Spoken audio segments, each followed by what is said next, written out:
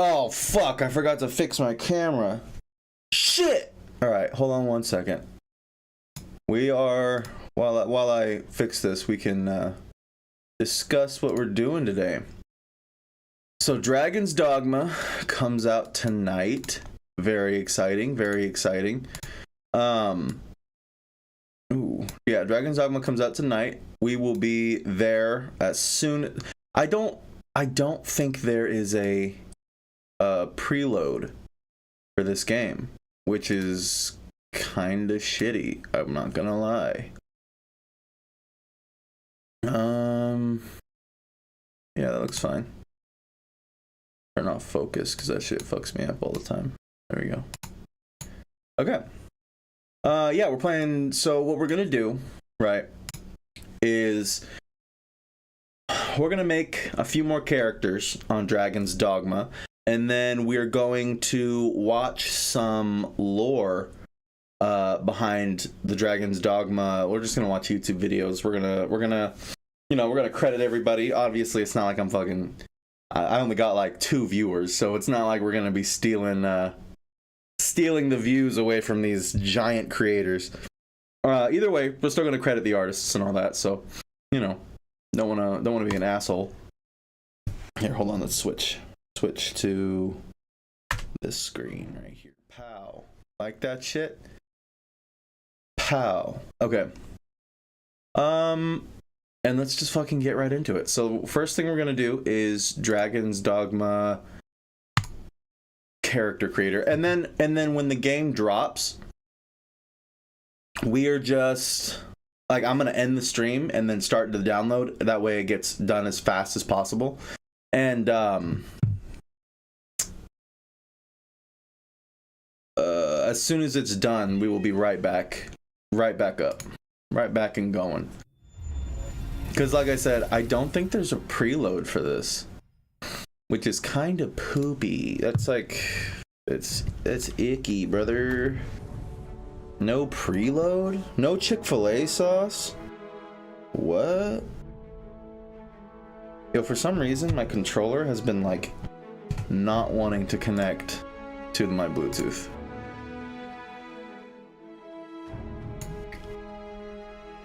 That's the edge. Remove that bad boy. Add a controller. Oh, DualSense wireless edge input. Done. Ow! Fuck. Start game. Start the game. Why you have to be like that, huh?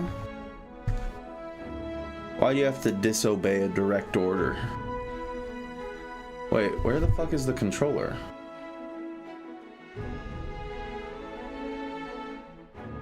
Alright, we'll put a stop to it real quick. You guys like my Kratos? Mad proud of this boy. Mad proud.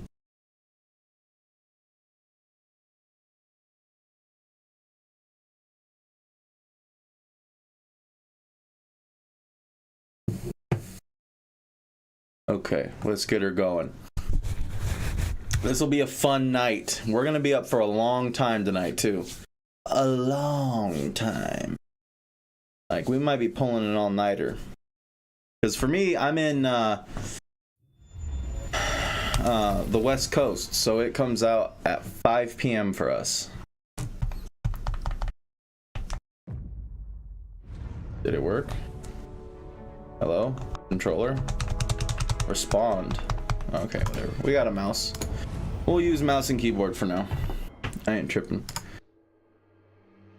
So let's see what Arisen we have.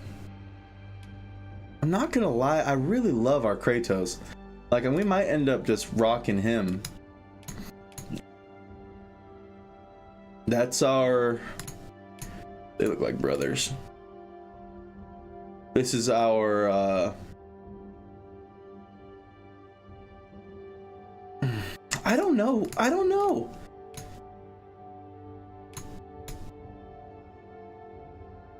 We'll end up using one of these fellers. I'm not sure. But let's make a pawn. Create new. Your loyal companion who will accompany you throughout your adventure.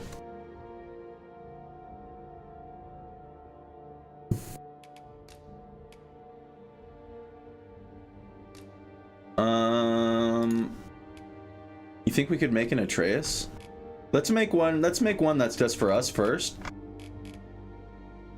And then, I guess it really depends on what class we're gonna be rocking. Are we doing... Fuck. I don't know if I want to do a thief or a mage. Alright, maybe we should do the lore videos first, huh?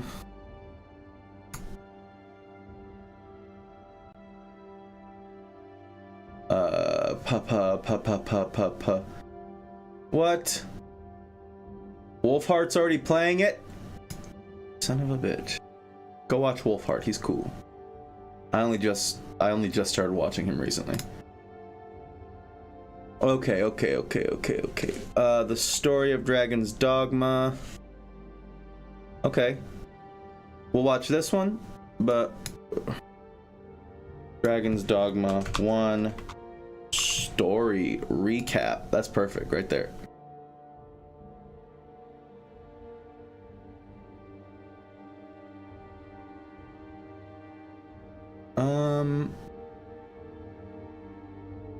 A complete history and retrospective. All right. We'll give this a try. In another place, in another life, another child of man blazes your path. Dragon's These Dogma. words guide us into a new adventure, in a new land, but a trail that has been blazed before. We are not the... And this is by your favorite son on YouTube. First. We're taking part in the endless chain, a never-ending cycle of death and rebirth in the Duchy of Grancis, becoming the Arisen and seeking out our destiny. I love this kind of shit. Dragon's Dogma presents an incredibly interesting and ambitious package. One comprised of fulfilling gameplay, a world that is rife with life and heart, and a story that dares to surprise and intrigue. Dragon's Dogma was a game well ahead of its time and criminally underappreciated in the modern age. Today, I'd like to try and dig deep into why that is. I'm going to be taking a look at Dragon's Dogma's gameplay, story, lore, mechanics, and everything in between. I'm going to be as comprehensive as I possibly can while talking about this game to try and cover everything, so that by the end of it, you'll fully understand the package that Dragon's Dogma presents. I'd like to give a huge shout out to the Dragon's Dogma wiki. They've created something pretty extensive and chock full of information that really helped me out when doing the large amount of research for this video. If you enjoy the video, consider supporting the channel over on Patreon. If you want to support the channel for free, give this video a like and subscribe, as it really helps me out.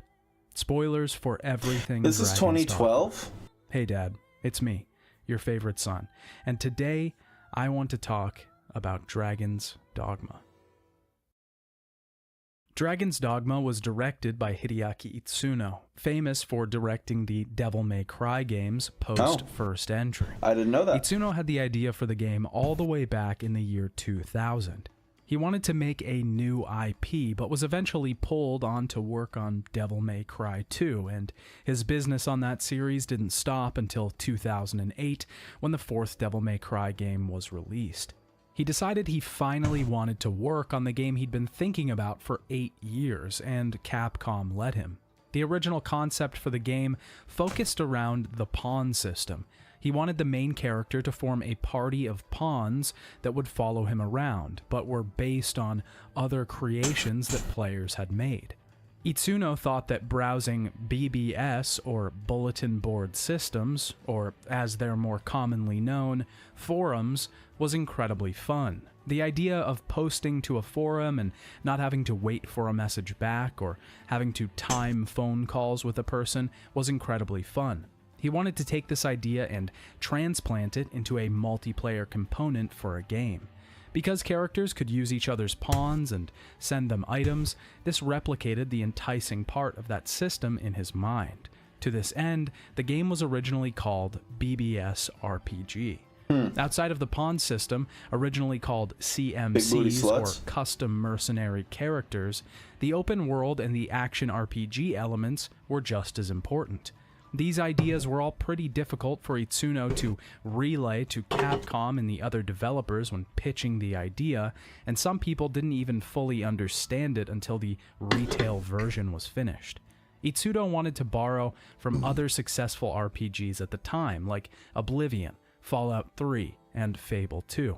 He specifically wanted to take the we should play Fable on simple stream. action and high realism from those entries. Fucking love Fable. With these high-level ideas, Itsuno was way ahead of the game in terms of action RPGs. Because of this, there were plenty of challenges throughout development. The first was the character creation. Itsuno wanted players to have the freedom to choose how their character looked and build them from the ground up, but scaling the creation system meant more work for animators. They worked and researched for 3 months and eventually figured out a way to share motion data across the character models, cutting the normal workload to a third. The online capabilities the game required were also a large hurdle. Capcom didn't want to have to manage dedicated servers for the game, so they ended up using the leaderboard systems from the 360 and PS3. The ultimate focus of development was giving players as much freedom as they could without creating more work for the team. That's pretty cool. Because the idea was so ambitious, the team did not only face challenges, but the game had to be downsized as well to fit the production budget. The map in-game entirely was originally twice as big as the finished product. Lessa, thank you for the follow. Appreciate that. A peninsula Much in the love. final version. Getting ready for some Dragon's areas Dogma. were also cut, like an endgame level set on the moon. Dwarves and elves seemed to be a part of the original game, and a feather glider was included to be able to move around the island. The game's systems and mechanics are incredibly interesting, and a whole story in and of themselves, but the writing and the story is nothing to be scoffed at. The main scenario writer on the game was Haruo we're gonna keep Murata, watching this, but I'm Bingo gonna fix Morihashi also worked on the scenario, having previously worked on my with Itsuno restream on the Devil May Cry series. The team made multiple trips to Europe to research architecture and scenery. Itsuno listed the main inspirations for the game's concepts as Lord of the Rings, Dungeons and Dragons, and The Never-Ending Story. The team wanted to stick with the fantasy setting, replicating classic fantasy worlds and narratives. They kept this thread by using Old English words in the dialogue and writing. Spells that normally would be named fire or ice use Old English words like Haldiam and Ingle. Tadayoshi Makino composed the soundtrack for Dragon's Dogma. He was pulled in multiple directions while working on the music for the game. Itsuno wanted the game to incorporate jazz, producer Hiroyuki Kobayashi wanted a hard rock sound, and Makino himself wanted to use full orchestras. This resulted in the game having an incredibly unique sound overall. Makino first and foremost wanted the tracks to blend into the world of Dragon's Dogma and never be too far in the foreground. After 2 years of production, the game was nearing completion, and they were ready to announce it in 2010 at the Tokyo Game Show. The announcement had to be pushed back to 2011 because a lot of the monster designs lacked impact and needed to be revamped. Eventually, the game was released in May 2012 for the PlayStation 3 and Xbox 360. Thank you for the follow, Lessa. A few notes before I properly get into the game. First, I played Dragon's Dogma Dark Arisen on the PlayStation 5, using the backwards compatibility feature on that system. I was going to say, Dark Arisen came out for PS5? was a re-release of Dragon's Dogma with an entirely new expansion in the form of Bitter Black Isle. What the It was originally released in April 2013 for the PlayStation 3 and Xbox 360, and was later ported to the PlayStation 4 and Xbox One in October 2017. I did not know that. I thought Dark Arisen was just a fucking like you got like a spin-off game. Like you got Luigi's Mansion and then you got like Luigi's Mansion Dark Moon or whatever the fuck it's called. The Dark Arisen release just adds extra content and is otherwise identical to the original game. It does change some combat skills slightly, like nerfs to the assassin class's combat skills and makes traveling a little easier, but it's nothing monumental, and we'll get into all that. The second note I have before we begin this review is about the nature of Dragon's Dogma. It's actually a surprisingly large game with lots of incredibly small details that are very easy to See, this miss. makes me want to play. This is supposed to help me figure out what fucking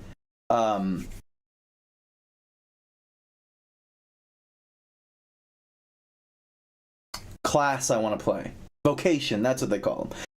I'm trying to figure out what vocation I want. I don't know if I want to do mage or thief, right?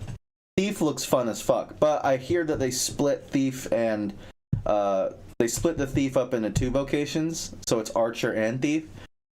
So I don't know. It's We'll figure it probably out together. inevitable that I missed something while talking about this game. I'm So hoping if someone that's with the some case, experience will I post. apologize, and I'll add it to the pinned comment below. The third and final note I have is that I'll be talking about the lore of Dragon's Dogma pretty early on. Before we get too deep into things, I'd like to give a good background on the world, as it'll make understanding the game a little easier. There are certain things that we don't really understand about Grancis and the world of Dragon's Dogma until halfway through, or near the end of the game. Certain things will be obscured purposefully so I can talk about them as I reach their part of the story. This is, again, purposeful. So I like if you this think guy. I missed something or got something wrong, I want to make content hold your like this horses guy. until we get to the end, because it may be amended and fully explained. Dragon's Dogma begins with words. In another life, in another place, another child of man blazes your path, and we're given control. It's in another place, in another life. Ow. We are quickly thrust into learning such the an basics asshole. of combat and controlling a party, playing as a character named Savan. Bro, my We're hair's going back traveling through a fast. dungeon, assailed by a dragon, and eventually have to battle a chimera. We're clambering on its back, slashing at its legs, and when it goes down, we trudge on. Savan and his party face the nearby door as it opens, and countless lifetimes come to pass.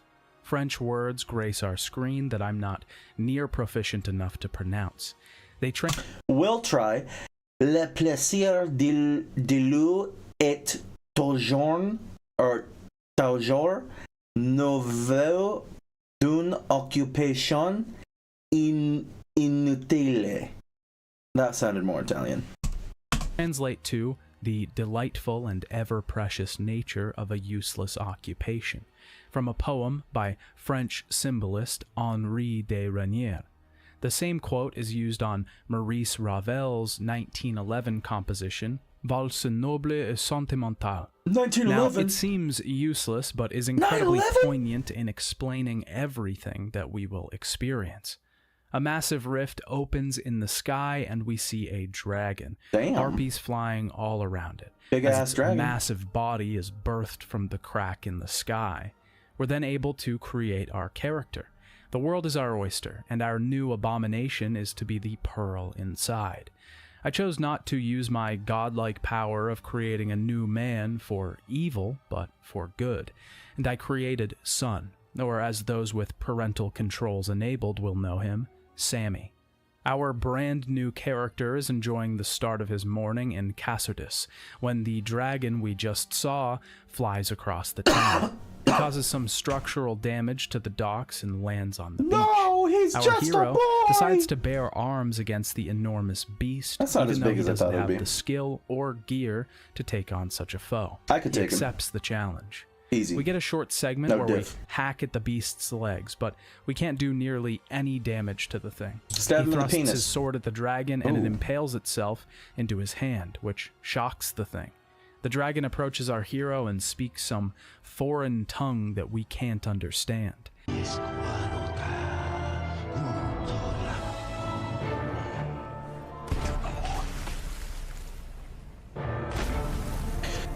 Sorry, Lessa. I actually put it. It's a lot of people try to sell me stuff so often that touches I his had to put it chest, in the wounding rules him to and pulling not out try his and heart, sell me consuming things because The hero is seen to by Kina, a broke. village woman who lives I in do streaming Cassardis. When the hero wakes, to try to make his a chest living, is and I'm not there scarred, yet. and he So I hears appreciate voice of the offer, dragon but in his head, speaking a language and I he hope can the business start goes to well for you. I'm understand. sorry. When we awake, we're given full control, and I was allowed to choose my vocation. There are many vocations in Dragon's Dogma, but at the beginning, we're given access to the 3 basic ones: Fighter, Strider, and Mage. Fighter is your basic warrior class. Primary weapon is a sword, and the secondary weapon is a shield. Strider is a combination of ranged and up close. Primary weapons are daggers, and secondary weapons are bows. The Mage is your basic spellcaster, the primary weapon and only weapon being a staff. I'll get more deep into classes later when like I said, I don't have any. You'd be wasting your time sending me anything on Discord. My Discord server is in the chat. You're free to join that, but like I said, I wouldn't be buying anything. So I'm so sorry. That is it's a shame. I really would like some custom stuff, but I'm broke and I'm not in the business of asking people to do free work. So again, don't waste your time on me. You'll find much better people to actually be able to afford it. So thank you go though. over the entire combat system and all of its neat little intricacies. I went to leave the house and head out on my journey, but I could overhear Kina and Adaro talking. Our hero has no heartbeat, and Adaro thinks that it's a curse from the dragon. Kina is worried for us as we leave, and when we try to head out of town, something strange happens. A rift is summoned from the air, and a man drops through. Adaro tells us he's a pawn. Pawns are not human. They appear from somewhere else, not of this world. They have no willpower and only follow a leader, and for some reason, this one is following us. Adaro recommends that we head to the encampment. Do you north get to of make your Cassius. pawn in that game? Men are gathering there to face the dragon, and we might be able to learn of the pawn's nature. Before I left, I decided to check on the people of the town. This is my home, after all, and it only made sense to make sure they were all right. Marin is looking for his brother Cortez, and he wanted me to find him. He hasn't seen him since the dragon came, and I eventually found Elvar in a building on the far side of town. He said that Cortez was dead, sacrificing himself to save his fellow man. Elvar feels ashamed that he let the man die. Marin is proud to hear of what his brother did, and doesn't blame Elvar for his death. In the chapel, the man of the faith, Clement, is looking for his book of scripture. I totally forgot that I promised I would help a friend turn his PC screen. You guys like my background? It's geared. Anyway, he needs help turning his PC screen. So I'm just gonna send him a really quick picture, and then we're gonna get back to this. I'm gonna show him how to do it. Control panel. No, wait, it's the NVIDIA control panel. Oopsie. I can't spell, apparently. Oh, shit. No! Come back! There we go. Download the NVIDIA control panel. You could just type it into Google and find it. But you might already have it, actually, if you search for it in your applications on your PC. And then he'll want to go to, I think it's resolution. Is it resolution?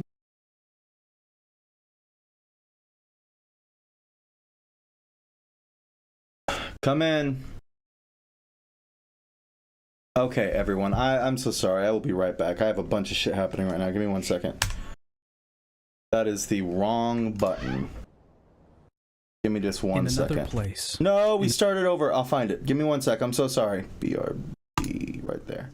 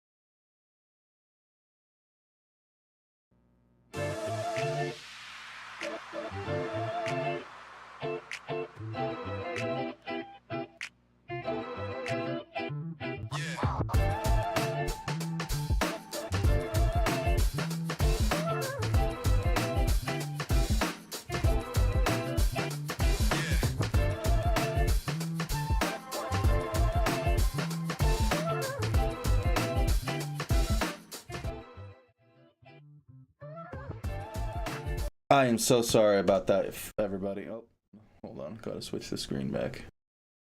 There we go. So I am so sorry about that, everybody. We are back. We're going to jump right back into it. Another life. From where we left off. God damn it. He touches his chest.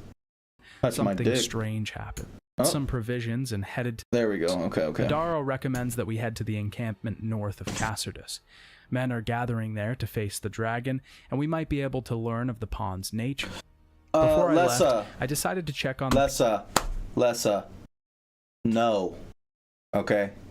I'm trying to be... I'm trying to be patient. No. I cannot purchase your things. No. The comment section is now your no square. No more. People of the town. This is my home after all, and it only made sense to make sure they were all right.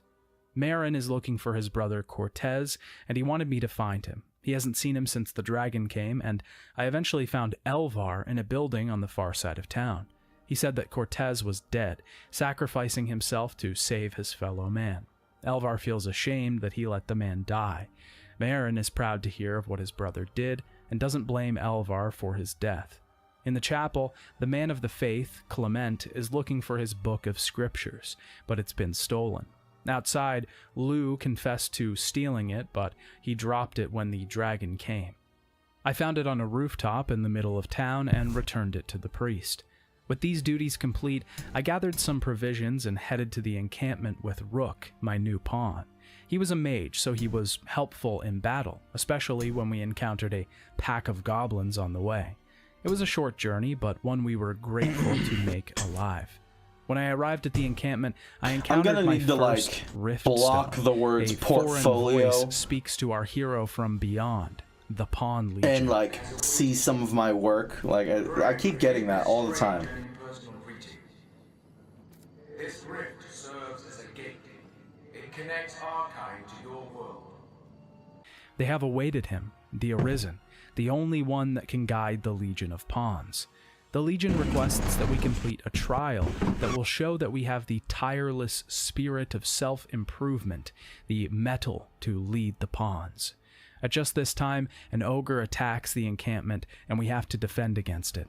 It's a pretty easy foe to best, as the guards have already done most of the work. When we return to the encampment, the voice speaks again, and we're allowed to create our own pawn for the journey ahead, one that is bound to me alone. I created Tinas, a strong bulwark of a woman that could protect my meager stature. Damn! The pawns swear allegiance to the Arisen, and we're introduced to the system in full. Before I get into pawns, I should probably go ahead and talk about combat in general. Combat in Dragon's Dogma is deceptively simple. It's a system that seems pretty skin-deep for the first few hours of playtime, but upon further examination, takes some time to master. We have our basic, heavy, and light attacks controlled by triangle and square, respectively. These are the bread and butter of our combat. Stronger attacks at your disposal are abilities that can be accessed by holding R1 or L1. In the example of the fighter vocation, the one I used most of my first playthrough, R1 controls sword abilities and L1 controls shield abilities. For the most part, R1 controls primary weapon abilities and L1 controls secondary weapon abilities. Upon holding either bumper, we can then access 3 equipped abilities. These abilities are gained whenever we level up our vocation. Certain trainers around the world will let us spend discipline points to learn new abilities and equip said abilities. In the case of the fighter, I used skills like Blink Strike, which causes the Arisen to rush at a target, Tusk Toss, which launches the target in the air, and Legion's Bite, which is a powerful flurry of strikes. These are only a few of the main abilities that I used with the fighter, and each vocation has their own set. Each ability also has an upgraded version of it, which can change its reach, power, or even add strikes to the attack. I also had 3 shield skills, multiple augments, which are passive abilities that can be equipped, and a few core skills, which are more passive skills that don't have to be equipped.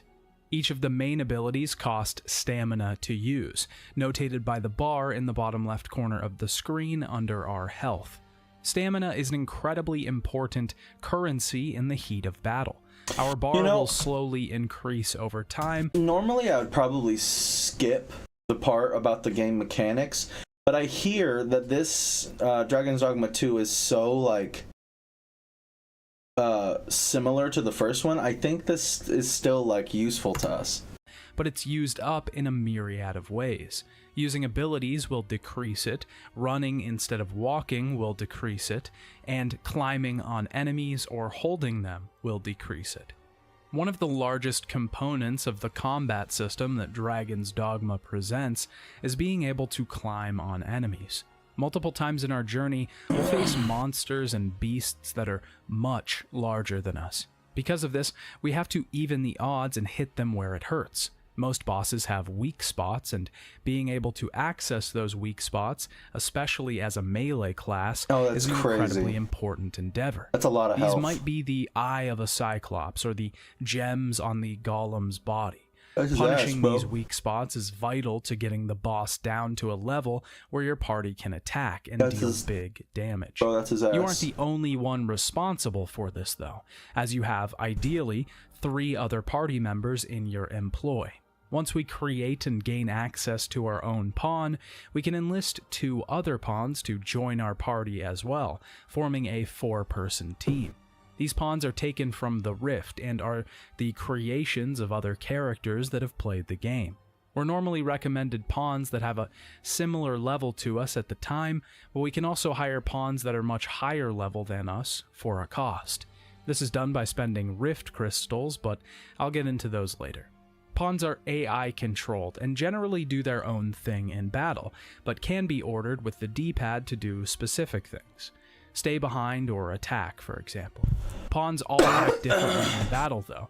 This is based off of their personality upon creation and their learned experience. When creating a pawn, we have to answer multiple questions about what we require in a companion. These questions will determine their inclination and how their behavior tends to be in general. That's There cool. are 9 inclinations, each with a slider showing how inclined a pawn is to make a decision. Scather determines how likely a pawn is to battle a large foe first. This can be increased by battling strong enemies and will decrease if large enemies are avoided often.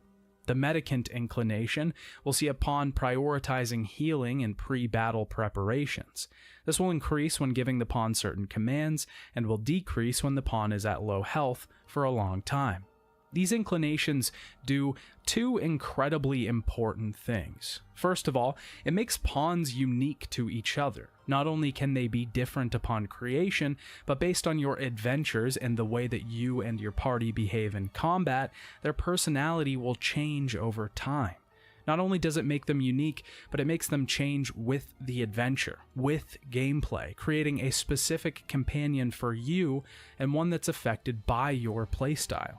This is so incredibly genius and works so well in the game itself.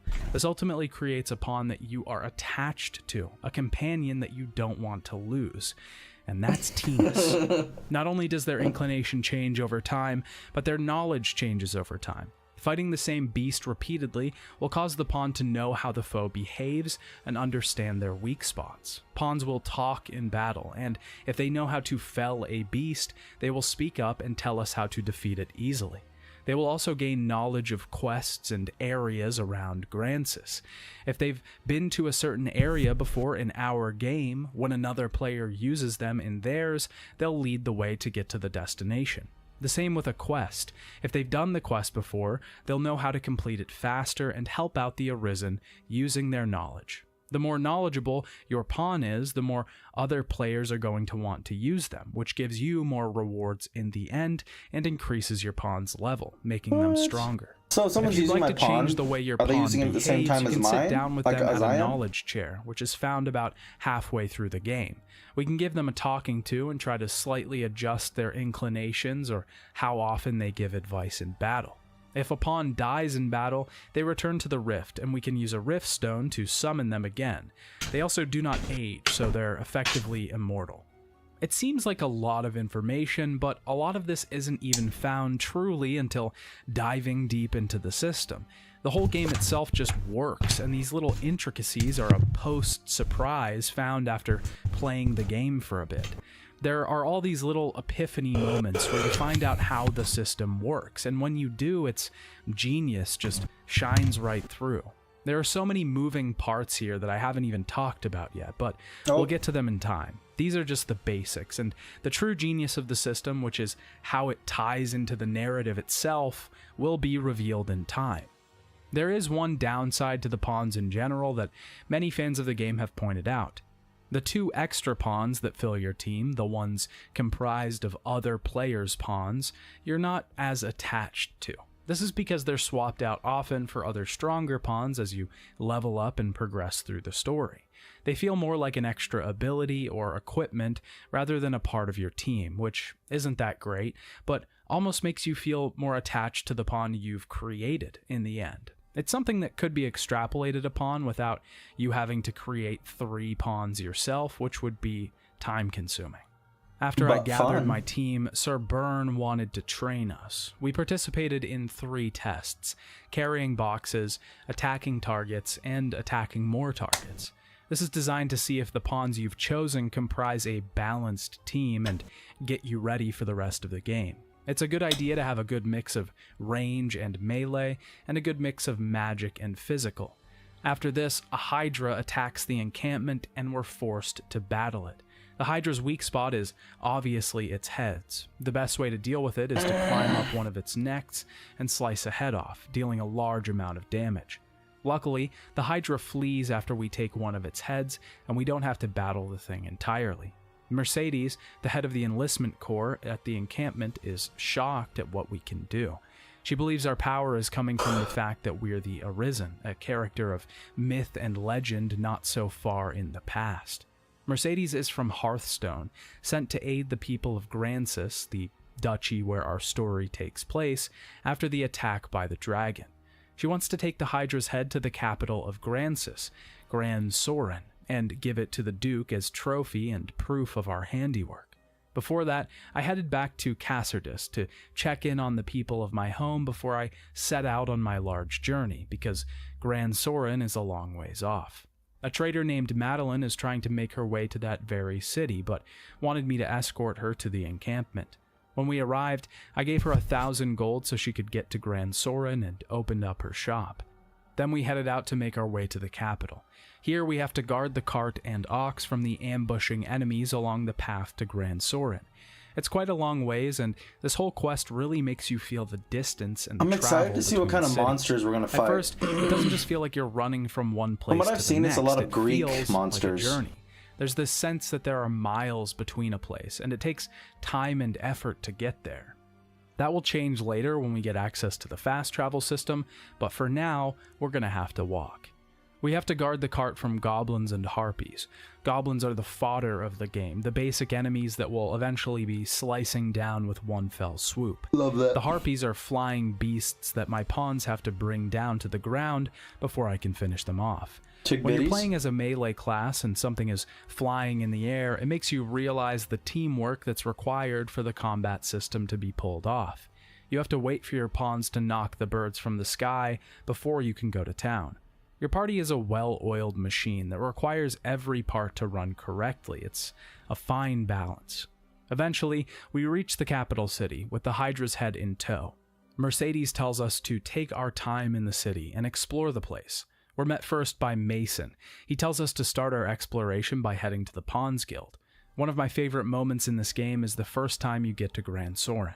It's a pretty big city with 4 main districts, only 3 of which we have access to at this point in the game, as the first one? But none of the shops are listed on the map. We have to actually venture to each place before they're marked. We have to naturally explore the city and find things ourselves, which makes us much more familiar with it in the end.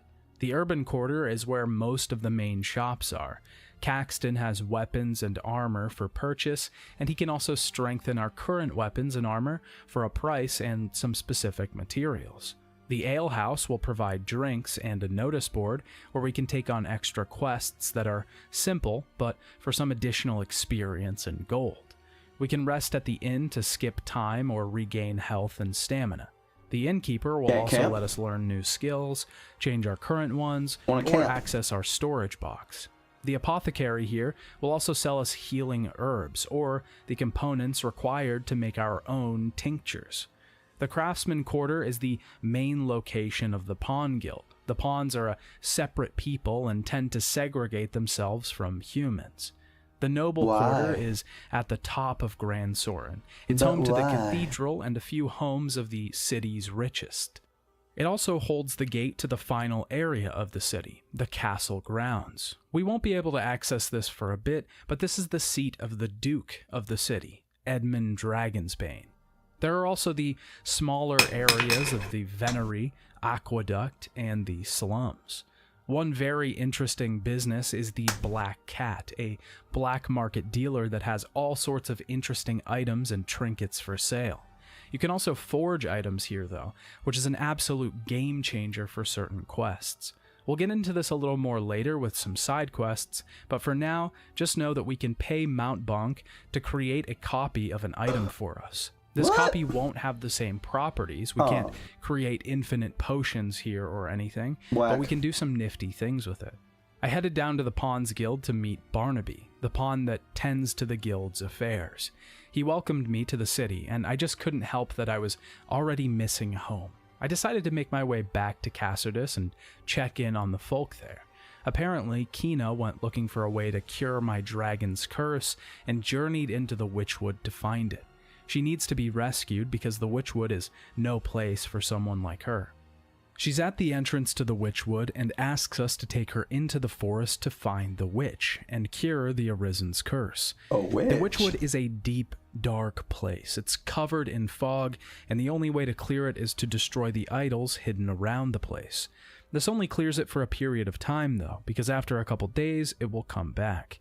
No one knows where or why the fog started, whether it was conjured by the witch who lives in the center or some other sinister curse. I'm loving this, dude. I'm loving this.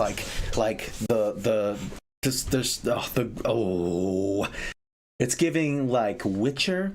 It's giving any Greek mythology story, and it's giving Monster Hunter. And honestly, I'm kind of up in the air about Monster Hunter because Monster Hunter World looks like duty poo poo on my PC. I don't understand why it looks like duty poo poo. I don't know how old the game is, but I don't think it should look like that. You know what I'm saying? So I'm excited to see this somehow kind of looks better than Monster Hunter World. Making our way through the forest, we find the witch's home at the center, a house constructed on the top of a giant tree. It's just super blurry. I don't understand why it's always so fucking blurry. The witch was her grandmother, but she's gone now, dead.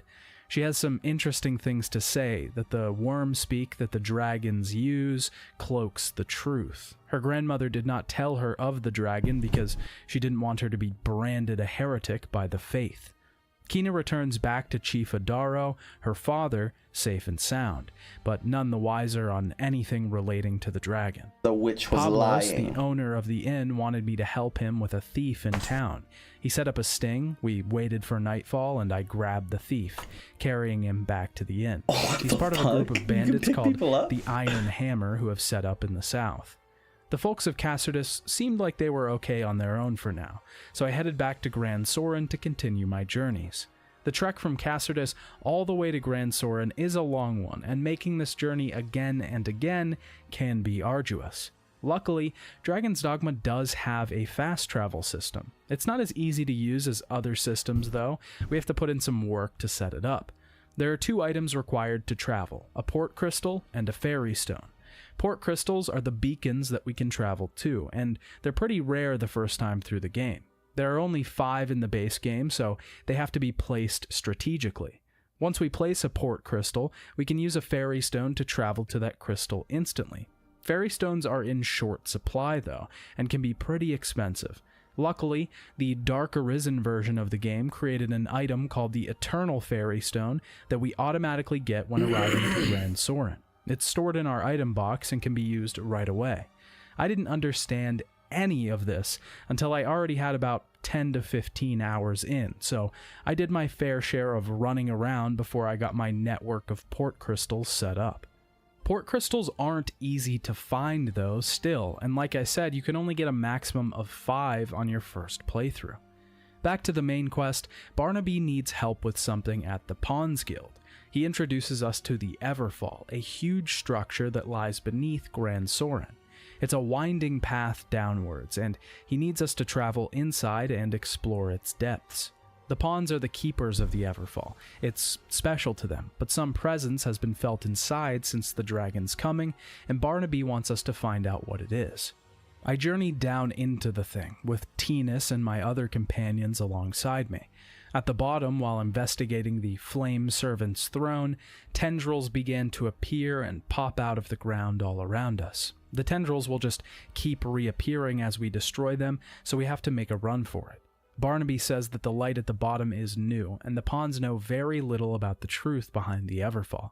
He vows to keep a lookout for anything that changes in the deep, dark ruins beneath. There's a man nearby whose son has fallen ill. He's been sick for quite a while and finally passed away that morning. He begs us to find him a wakestone, hoping that it will be able to bring his son back to life. Wakestones aren't just used for this quest, though. Yes. They're magical items that can revive us in battle. Then They're help your few sister. and far between.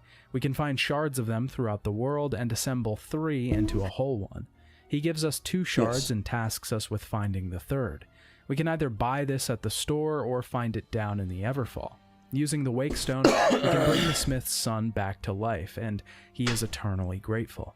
Sir Duncan, a knight in the Duke's employ, approaches us in the streets. Because of our actions in slaying the Hydra, we get a worm hunting license.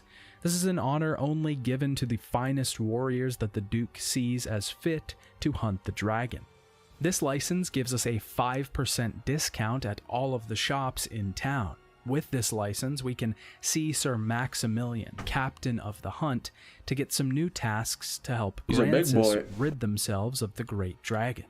Before I did that, I went to see Fornival. Fornival is a private merchant that resides in the noble quarter of Grand Soren. He owns property in town and is a generally wealthy man. He wants to sell one of the homes that he owns, but he has to evict the current tenants first. With the recent tragedies, he doesn't think they'll take kindly to the news and thinks it'll go over better coming from the Arisen. We have to talk to each member of the family and convince them. Okay, before we continue, let's check the preload. Can we preload yet? What's up here?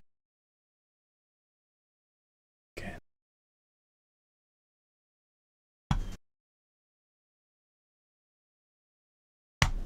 Hold on. Let's exit. To leave their home. The son, Pip, We'll reopen. doesn't want to leave, and we have to chase him around town. The wife, Sarah, has to think on the decision and needs a full in-game day to reflect on the news. Jasper, the husband, needs gold to look for another place to live, so we have to pay him 30,000. If we do all of this, Fornival will pay us for our efforts, but we can also choose to cancel the eviction. This will see Fornival wanting us to buy the land for 80,000 gold. The only real difference here is that the land will stay in possession of Jasper and his family, and they'll give us a few gifts for letting them keep their house. This whole quest is kind of terrible, because we're forcing these people to leave their homes for some wealthy merchant that wants to make a profit. We're supposed to be slaying dragons, yet we're dealing in evictions. The NPCs even say this, noting that they wouldn't think the Arisen would do something like this. And I was taught that Arisen were friends of the weak. The next task I decided to take on was helping out Mason. We met him as we originally entered Grand Soren. He saw some peculiar man coming out of the castle at night and wants us to see what he's up to. We have to trail the man about town, not getting too close. Eventually we trace him down to the Venery, where he enters none other than Madeline's new shop. She's providing the mystery man with some sort of information for payment, but we're not sure what it is. Maximilian has 4 different tasks directly from the Duke, our next step in the main quest. These are all matters having to deal with the dragon itself and the things surrounding it. The first of these tasks is the Cipher. This is one of the most interesting quests in the game, and is really where the lore starts to open up. Before we get into this, I think it's time we take a brief look at the lore of Dragon's Dogma itself. Yes. The bulk of our story takes place in Grancis. That much is clear. But Grancis as a whole used to be part of a larger country called the Leogran Peninsula. For some unknown reason, the peninsula was split into two duchies, Leor and Grancis. Two countries are giving aid to Grancis in the time of the Great Dragon, Hearthstone and Voldoa. Voldoa and Leor both lie in the west of Grancis. The capital of Grancis, as we know, is Gran Soren. Its duke is named Edmund Dragonsbane. He is called this because he was the last man to defeat a dragon. The tales say that he slayed the dragon in the west of Grancis, and now most of that land lie in waste and ruin. Whether this was from the dragon's death or because of the dragon's rampage, we're not sure. Cassardis lies to the south, the place of our hero, the Arisen. It's a small and humble fishing village that became protectorate under Gran Soren with the chief Adaro. There are all sorts of interesting ruins and monuments covering the land. The place itself seems mostly desolate. The current dragon that is plaguing the land is referred to as the Third Dragon.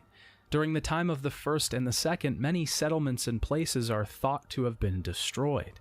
The religion of Grancis is called the Faith, and the deity they worship is called the Maker.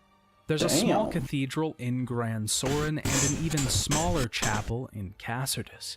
They both answer to the Grand Cathedral in Aldring on the mainland. Most of Grancis answers to the mainland, and that's the same for the duchies around it, including Leor. They swear fealty to some sort of higher political or religious power in the end. I'm sure you're wondering, there were 3 dragons. Who killed the first? The legends say that the only other person to slay a dragon was that of God King Leonard. He is said to have slain the dragon and become the great unifier, uniting the continent and bringing peace upon the land. But where do the dragons come from? What is the truth of the Arisen? And what is the real nature of the pawns? These are, of course, the most interesting questions that we have while playing the game, and those will all be answered in due time. One thing that lends a lot to the world of Dragon's Dogma is its music. Just as the original composer intended, it can sometimes blend into the background, making it a part of the world itself. The main title is a beautiful song, an angelic voice shining through the dark, with subtle and interesting instruments behind it.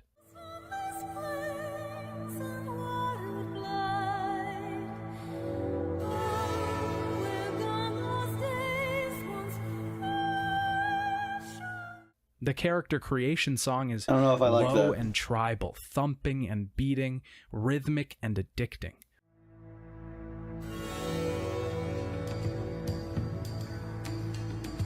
I like that. This was for the PlayStation 3? Most of the songs are incredibly subtle, as they were meant to be, but some of the battle tracks, like the end of a life and death struggle, are incredibly powerful.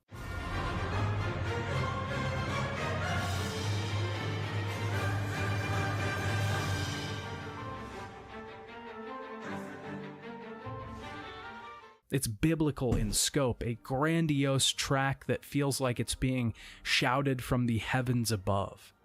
Maximilian gives us an ancient tablet that seems to be written in Wormspeak, the language of the dragons, but no one can read it. We ask around town and everyone seems to be perplexed as to the true meaning. What do I know of your writings? Less than I know of modern script, then I never even learned me letters. Eventually, a courier will tell us that he thinks the text is referencing Hillfigure Knoll, due to the markings on the ground there. This place is just north of Gran Soren, and when we arrive there, a strange man is sitting atop one of the rocks outside.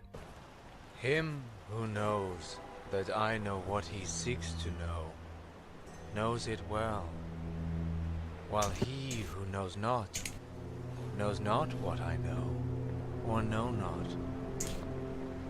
The Arisen's chest glows and a man appears in front of him. This is the Dragon Forged, a previous Arisen from long ago. He tells us that the slate has no meaning at all, at least not literally.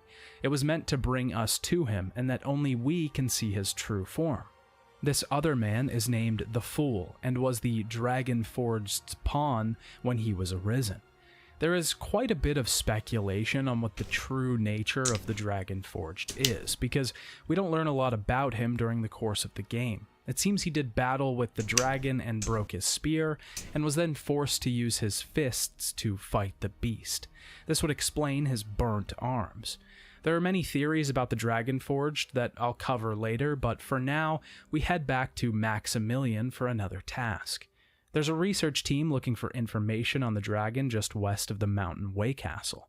When we arrive there, we find Hazlitt, who says his partner, Brother Jean, went into the water god's altar, a cave beneath the waterfall, and never came out. We venture inside and have to find him. Many beasts call this cave home, mostly saurians, lizard-like water creatures that hold spears and shields. Most of the altar is flooded with pools of water, befitting the name of the thing.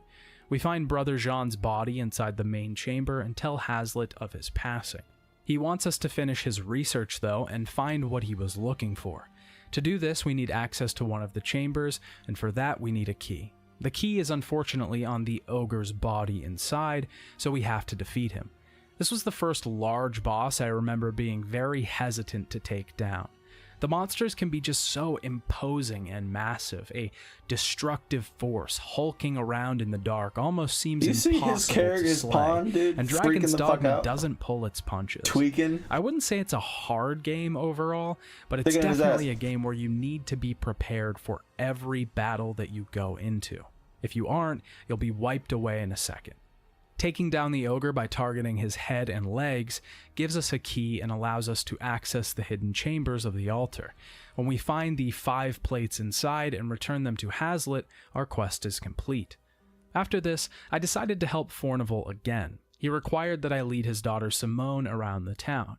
Simone is a high-maintenance type of person. She wants to be followed closely, but not too close. Every request that she asks for must be delivered quickly, and you must provide all the right answers to her questions. You have to walk her around town and complete multiple tasks.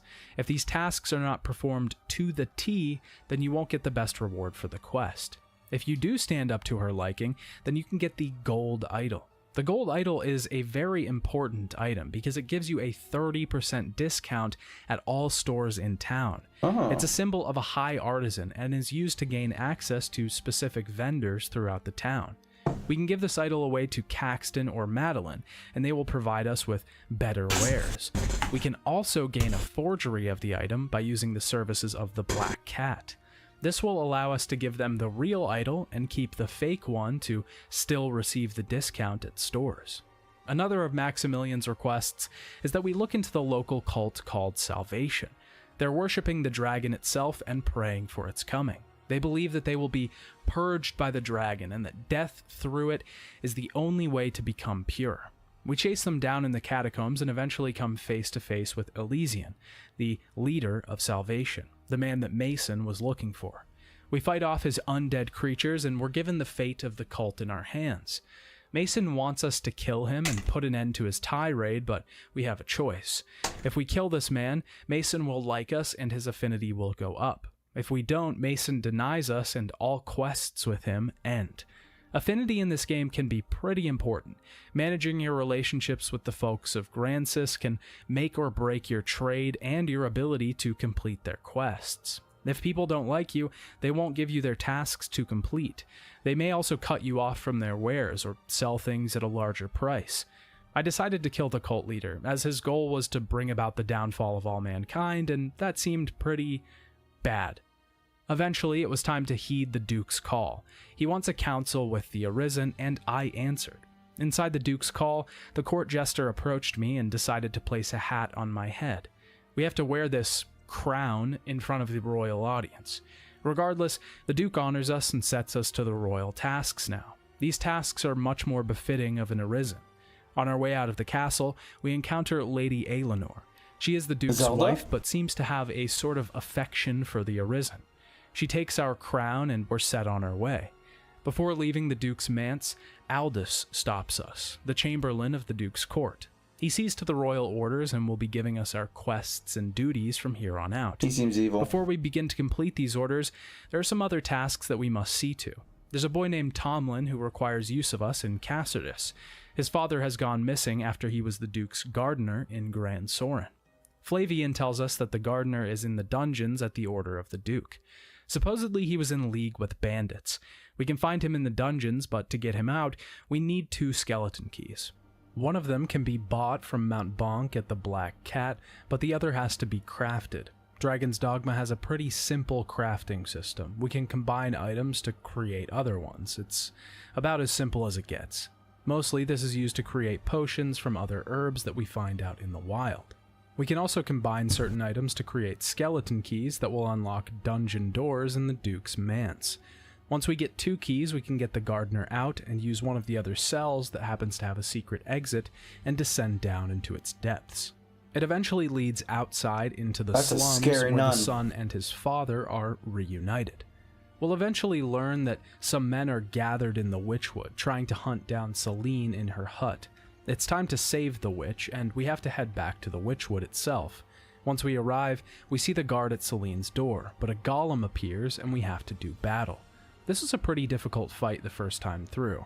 The golem has many different weak spots all across its body. Glowing stones litter its skin and we have to target them. At certain points, he'll go into a frenzy and chase us down with a flurry of attacks. He goes down and another path in the Witchwood opens. We find Celine at the end of this path and we learn something interesting. Celine is a pawn, and her arisen was Sophia, the person she used to refer to as Gran, the original witch. What the fuck? Sophia says that Celine has begun to take on her appearance as all pawns will eventually do. This process is called the bestowal of spirit. The only thing that's clear here is that Sophia was an arisen at one point and Celine was her pawn, but Celine wants to become human, and Sophia grants her this. This entire side quest begs an interesting question about pawns and their ability to become a true individual. Do they always yearn to be a sole actor, or are they always willing to swear their fealty to their arisen?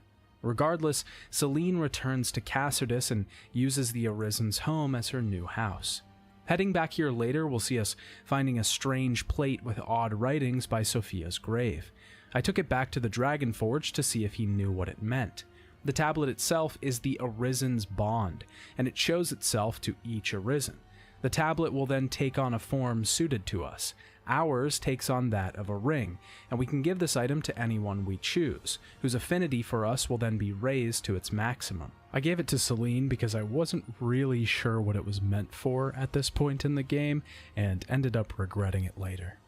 It seems someone else has taken to the Arisen though, because Mirabelle stopped me when walking through the castle gardens. She says that Eleanor, the Duke's wife, wanted me to meet her in her tower at night. When I met her, she wanted to express her love to me. Unfortunately, the jester sold us out, and the Duke found us. He's about to take his wrath out on Eleanor, and we have a choice. We can reveal ourselves and stop him from killing her, which will in turn reveal that we were in the lady's bedchambers, or let him kill her and keep secret. We still get found out either way, but I chose to save the woman from the Duke. I was thrown in jail for my crimes, but luckily Eleanor helped me escape. The Duke doesn't seem to remember this the next time we speak to him though, so... Finally, I decided to take on some royal tasks from Aldous, work that the Duke himself wants taken care of. I should note here that there are not very many main quests in Dragon's Dogma. Most of the quests in the game can be skipped or missed very easily. This is a fantastic change to RPG form because it makes subsequent playthroughs that much more enjoyable and really forces you to investigate everything in the game. For example, the Eleanor quest we just completed is missable. Celine's quests are missable. Fornival's eviction quest, missable. The quest to save the man from the dungeons, all missable. This makes the world feel real and larger. It also makes the main quest feel like it has consequences on the rest of the world. This world does not wait for you. It moves on without any regard. It's also always a good sign when developers aren't afraid to let people miss things the first time around in their game. One of my biggest pet peeves with RPGs is railroading the player into completing everything instead of letting them naturally find it on their own. Aldous alerts us that Fornival is to be put on trial for being a traitor. You can help prove him innocent by gathering evidence, or you can let him be. I chose to let him be put to death, because he really seemed like an all-around bad guy in general. There's another quest to fell the griffin that's been plaguing the roads for weeks. There's a party of warriors outside the front gates, and we have to help them take down the thing. We guided their cart through the mountains and baited the beast with a goblin's body. The griffin can be pretty tough at this point in the game, depending on how many side quests you've taken on and what gear you have. His head is his weak spot, but if you're a melee vocation like me, then you'll have to rely on your pawns to get him to the ground, because he likes to fly a lot. If we don't defeat the griffin here, wings. which I didn't my first time, he'll fly off north of Grand Soren and we have to track him down. Witcher. He flies all the way to the Blue Moon Tower, which is quite the trek if you haven't placed any port crystals yet. Luckily, I had one at Hillfigure Knoll, so it wasn't too far. When we got there, we began our ascent of the tower, defeating undead and harpies along the way, eventually encountering the griffin at the top. Before we get into this, I have to talk about the side quest, A Troublesome Tome. Back in Grand Soren, a man named Stefan will approach us and ask us to find a book of magics, written by Salome. We can find this far to the south of Grancis by the Witchwood. Some bandits have taken it, and we can steal it from them or persuade them to give it to us. When taking the book back to Stefan, though, we can keep the original and make a forgery. The really interesting part, though, is that when we complete this quest for Stefan, he'll show up in the Griffin battle later in the game as a mage. He'll help us defeat the beast, but how useful he is depends on whether we gave him a real or forged tome. I gave him the real one, and he helped out a lot, the tome providing him a much-needed boost to spells, but if we give him the forged one, he'll be a wet blanket. Our next quest is to track down a stolen item from the Duke's treasury, the Worm King's ring. I have to say, one of the main things this game does great is voice acting and dialogue. First up, the dialogue is written so incredibly well. I am a huge fantasy nerd and have been reading fantasy books since I was very young. One thing fantasy movies and games get wrong a lot is their dialogue.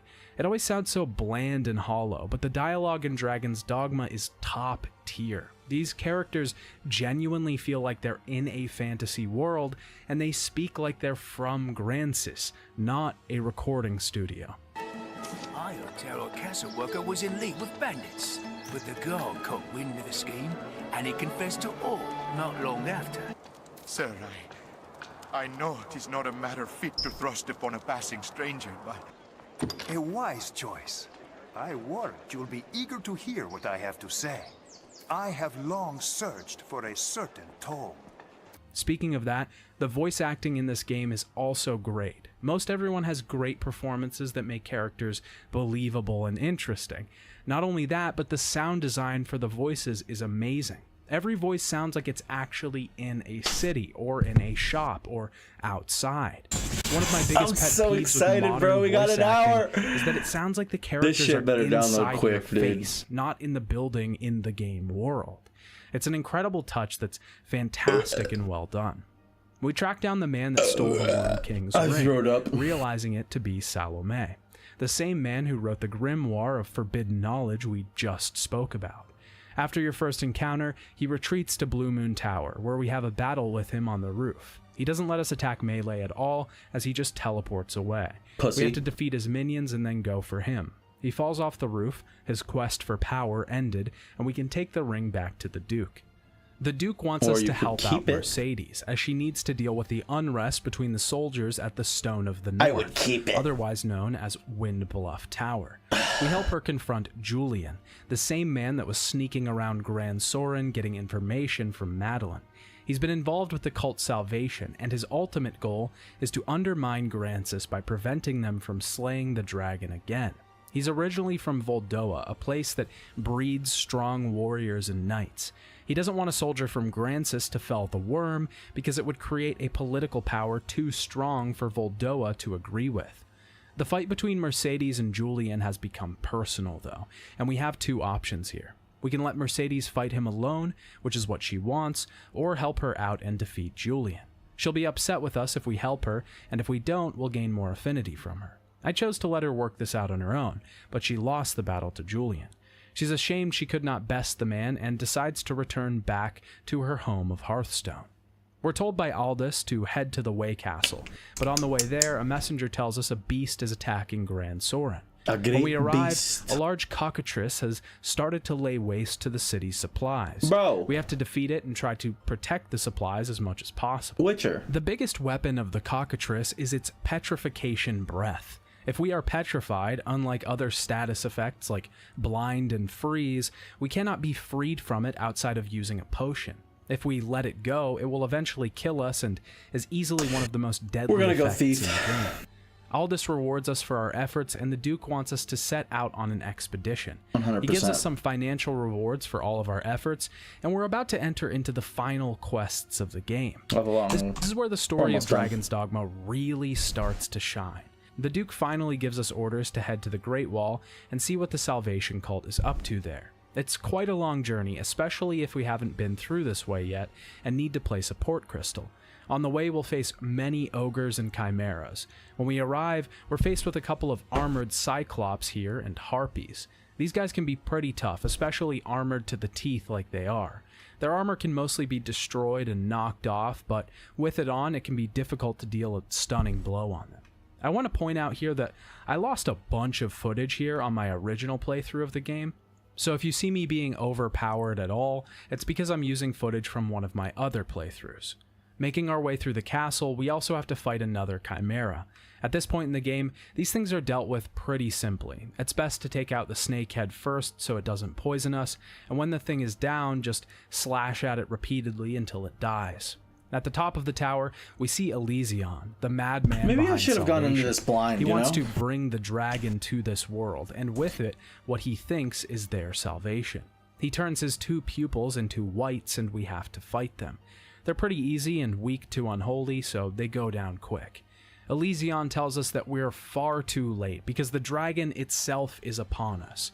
More specifically, upon Elysion himself, as he's crushed under its great talons.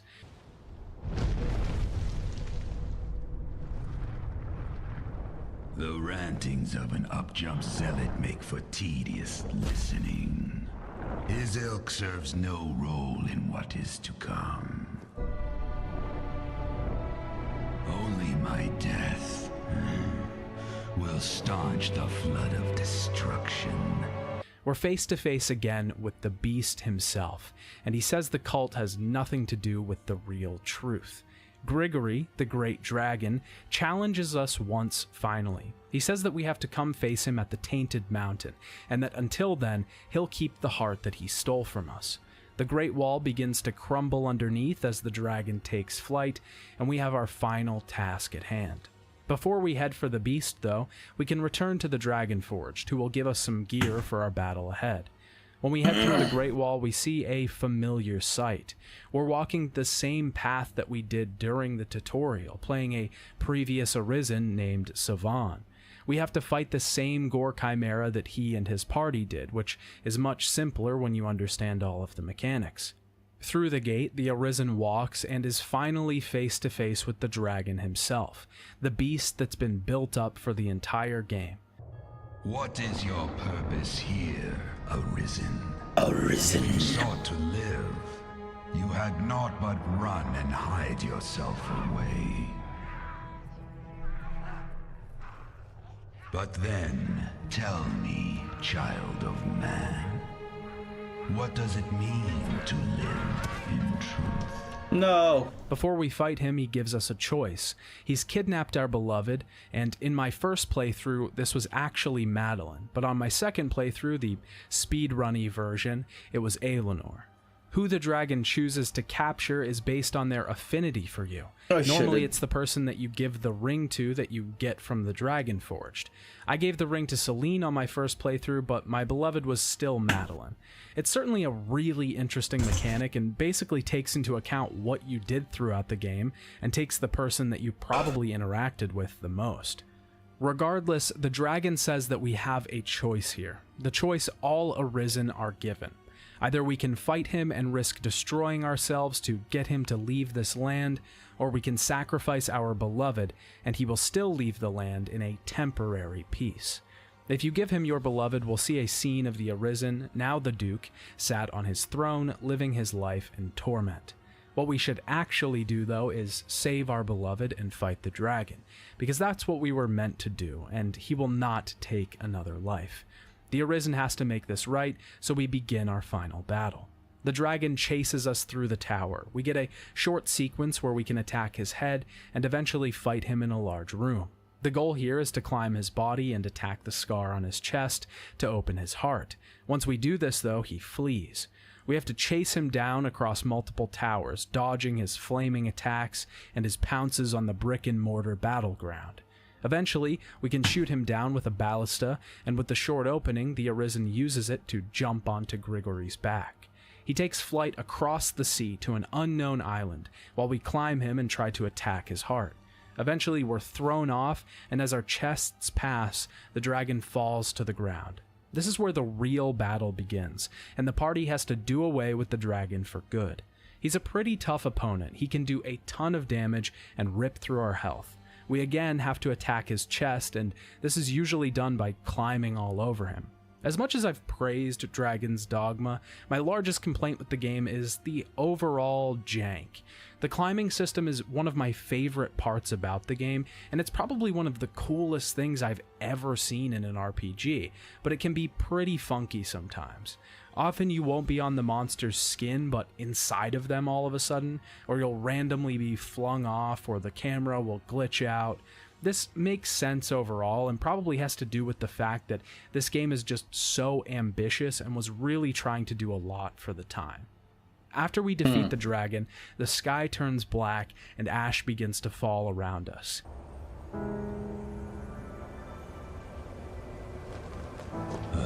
Stubborn child.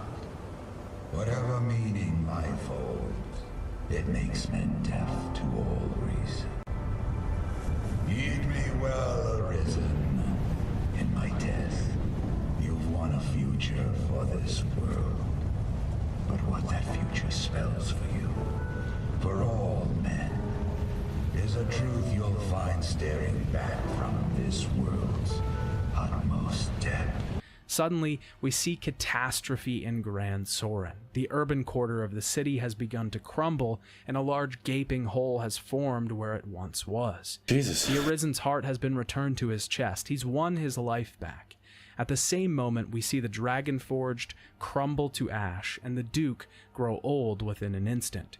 Grigory too is gone for good, being reduced to ash and withering away. Wait, what the Arisen fuck? is reunited with his beloved, and the credits. So then the dragon forged was also a dragon? Its role as the party begins their journey back to Grand Or connected Soren. to the dragon? The game would have you believe that this is the end, but that is so incredibly far from the truth. It's such a misdirect, but I'm sure there are so many people that never saw the end of the game because of this, and so many fake outs throughout the rest of the story, and it's kind of genius. This game was never about slaying the dragon and saving the world. It was about what comes after. The hero awakes back in Cassardus, with his beloved in his home. When he heads back to Grand Soren, the place looks dismal, and apparently the Duke is waiting for us in the castle. You met with the dragon.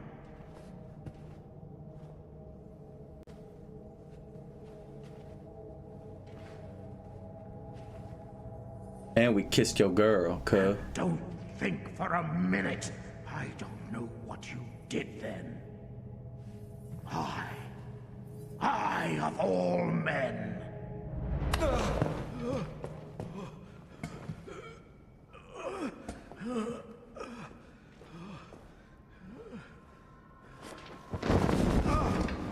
When we arrive, he's angry. He thinks that we took a deal with the dragon to kill him. He's gone completely mad, his mind taken over by corruption and evil.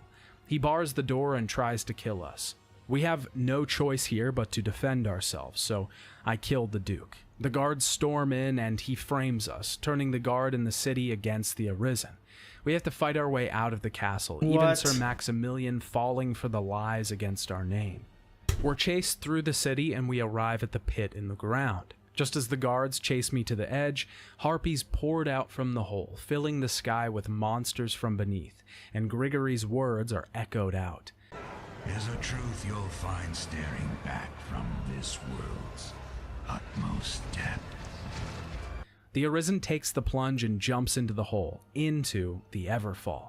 We land on a ledge of this place and meet with a pawn who gives us our final quest in this realm, to find 20 wake stones throughout this place and complete her master's journey. This is the true end of the game, and there are quite a few things to go over before we get into the finale. This hole that's opened up in the capital city is the Everfall, the thing that's been sitting under Gran Soren this whole time. Except it's not just that, it's a connection to many other worlds. When falling down the hole, it repeats itself over and over again. Reaching the bottom is impossible because we'll just arrive above Gran Soren again. Like the rift that the pawns use to travel between worlds, it connects worlds as well. When falling down the hole, we can grab onto one of the ledges and enter a chamber. Each chamber may have just some fodder enemies to fight, or it may be home to some furious bosses like the Gore Chimera or the Evil Eye. This whole section of the game is what's referred to as post-game, because if you want, you never have to turn in the wake stones or finish the story. You can just keep killing bosses and play endlessly. Or you can farm gear, experience, whatever you need to grow stronger. Really? Some of the bosses are simple and give you a few wake stones for killing them. Others are incredibly difficult and may give better rewards. One of the hardest bosses in the game is the Ur-Dragon. The Ur-Dragon seems to be an undead version of a great dragon, and the chamber in which we fight him could be some alternate dimension, not of this world. He's incredibly difficult and cannot be taken down in just one battle. We can fight him and deal a certain amount of damage to him, but he'll eventually flee. Other players and pawns that decide to fight the Ur-Dragon online will contribute to taking health away from the great beast. Eventually, someone will kill it, and you'll get rewards based on how much damage you did. There are quite a lot of other things to do at this point as well, mainly the entire expansion island, Bitter Black Isle, added in the Dark Arisen expansion, but I'll cover that after I talk about the end of the game. When we gain our 20 wake stones, we can deliver them to the pawn and they are cast down into the Everfall, creating a portal to some place. We jump into the portal and are transported to the Seneschal's chamber. Well met, Arisen. I'll not waste time on rhetoric. Defeat me, and take my place as keeper of this world. You saw it awaiting you at the end of your descent. Aye, the same world you've traveled to arrive at this place. A world you may well now inherit. It is a simple proposition, no different than any you've faced. We need to defeat him so we can become the keeper of this world. The Seneschal is basically God, or the Maker, and we have to battle him. He's not a very difficult fight, but in the middle, he shows us the true strength of his powers. He makes a version of us right in front of the Arisen, and then kills it. He holds the power to create and snuff out life in an instant. When he's destroyed, his face is that of ours. The chamber begins to change around us, and the Seneschal gives us a choice. We can choose the quiet emptiness of a false life by turning back, returning to Cassardus and living forever with Kina and Adaro, or, in the words of Henri de Renière, the delightful and ever-novel pleasure of a useless occupation. I choose to fight, to take up the ultimate... Yeah. What? You got me shirts. You got yourself a shirt, I see. I didn't know you had a Doja Cat shirt. Got some shorts. Uh-huh. What's your eyes? Closed. My eyes are closed. Oh, that's pretty sick. I like that.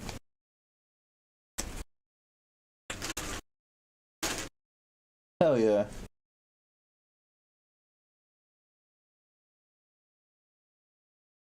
That's cool. Oh, I love that. I actually love that. Oh, you guys can't see it very well, but there's an alien on it. The green screen cuts out, yeah. Okay. Is your favorite?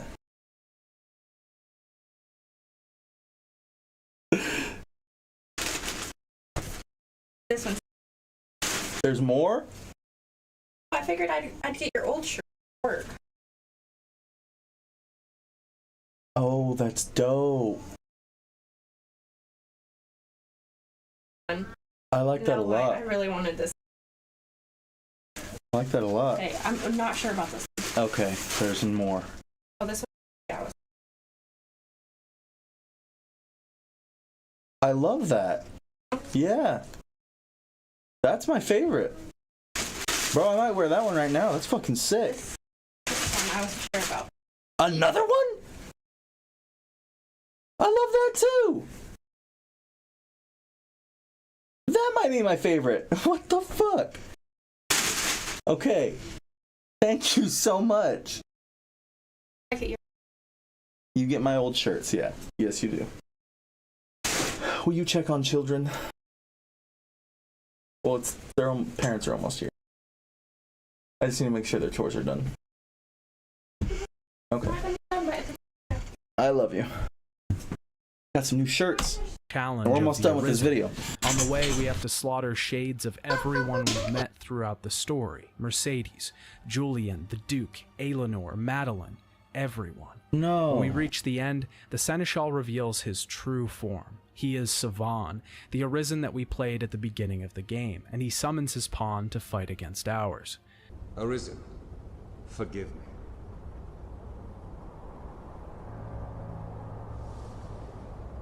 All I've done... I'm gonna change into one of these shirts. I'll keep this going though. It's the fate of all Arisen. You and I swept up in the current, same as the rest. Each tempers the volition of the next. And the endless cycle continues. After we defeat him, he reveals that all of this was just a test for the Arisen. It wasn't ever about saving the world. It was about choosing a new Seneschal, about finding one strong enough and with the proper will to become the new Maker. This is the path of every Arisen, the endless chain. Each Arisen tests the next, and so forth. Savan pulls the God's Bane out of his chest, a sword meant to put an end to the Arisen. He wants us to strike him down, to put an end to him so we can become the next Seneschal. When we kill Savan, he is thankful. He is given the gift that all Seneschals that find fitting replacements receive, to be free of the cruel, unending ring that they take part in, to leave this cycle of death and rebirth. As the Seneschal, we have one last quest, to live as the Maker. We can sit in the chamber and walk around its infinite and vast nothingness, or we can wander around Cassardus, invisible to the rest of the people, and watch over the world that we control.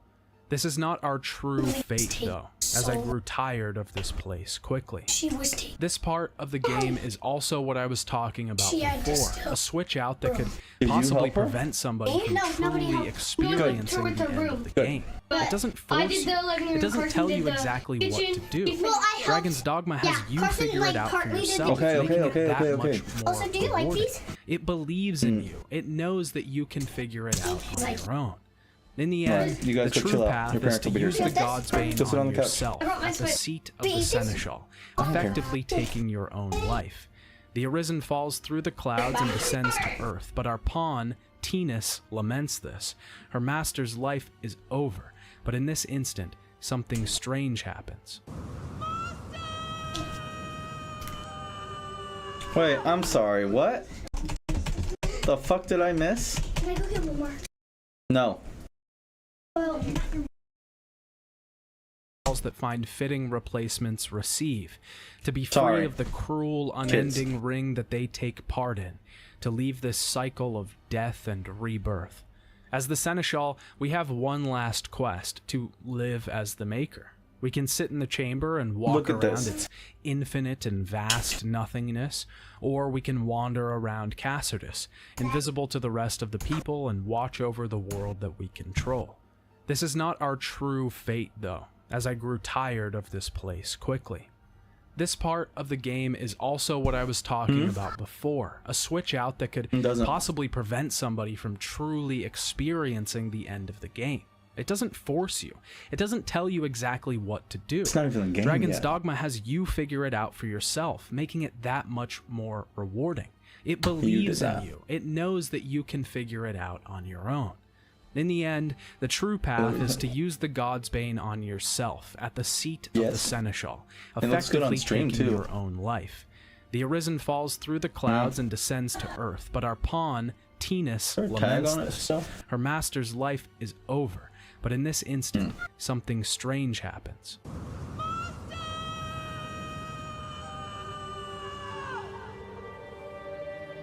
I love you more, baby. Can I squeeze your butt on your way out? Oh yeah. Oh yeah.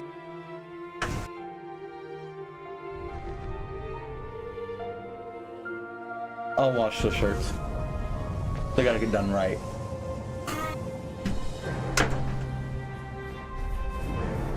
All of her forms begin leaking in from other worlds, all becoming one. The Arisen washes up on the shores of Cassardus, but with the voice of their pawn. Master! Our beloved finds us on the beach, and she says that the world is a different place, but they'll manage. Our pawn looks off into the sea and bids the true Arisen a goodbye, as the game truly ends. So this ending can be a bit confusing as to how this whole world works. I'm confused. It definitely requires some research, or at the very least, multiple playthroughs to understand. That's kind of the point, though. We're encouraged to go back in New Game Plus and have another go around at this cycle, this endless chain that's constantly being pulled and churning. But if you're curious, I'll explain it here for anyone wondering, because it builds the world up so much in these final scenes, and is some of the best lore I've seen in a video game. So basically, pawns take on the form of their Arisen. This relationship is clear, especially when seeing Sophia say it in the earlier quest with Celine, and the Dragonforged's pawn looking just like him. There is some sort of relationship here, some bond that is not 100% clear. On top of that, we find out that the whole reason the Arisen goes against the dragon is a test to become Seneschal. That test begins when the Arisen's heart is taken and the dragon threatens the land. The Arisen then has to face up to the dragon's challenge. The Arisen is then faced with the dragon's choice, though. We can sacrifice what is most important to us, and the dragon will leave for a period of time, and we will also be forever young and immortal until the dragon is defeated by whatever next Arisen decides to. This is exactly what happened to the Dragonforged and the Duke. The Duke sacrificed his wife Lenore, and he was given youth and immortality until we killed Grigory. He convinced the populace that he did slay the dragon, though, and thought that we did the same thing when we came back to see him. The Dragonforged did not have a beloved, so he sacrificed his kingdom and was given eternal knowledge. If we choose to fight the dragon and face the Seneschal, we have another choice: to turn back to Grancis and live in peace, or fight the previous Arisen and win or lose. If we lose this duel, we become a dragon, challenging the next Arisen down the line. This is the fate of every Arisen who has lost against the Seneschal, proving that Grigory was an Arisen at some point before and lost to Savan. If we win, we become the Seneschal, and the previous one is allowed to be free of the endless chain. It's not clear how many times all of this has happened, though. How many dragons have come before? It seems like only 3, but because there are many worlds or other players' games, and the Rift connects those, as does the Everfall, how many dragons are there truly? This is all pretty clear up to this point, and we have lore proof to make out most of this. What isn't really clear is what happens to the Arisen, or at least I couldn't make it out very well. It's for sure that the Arisen has died, and it seems that the pawn has taken on the Arisen's form, looking just like him. But what's unclear is whether the chain is truly broken. You see, everyone is forced to relive this same thing over and over.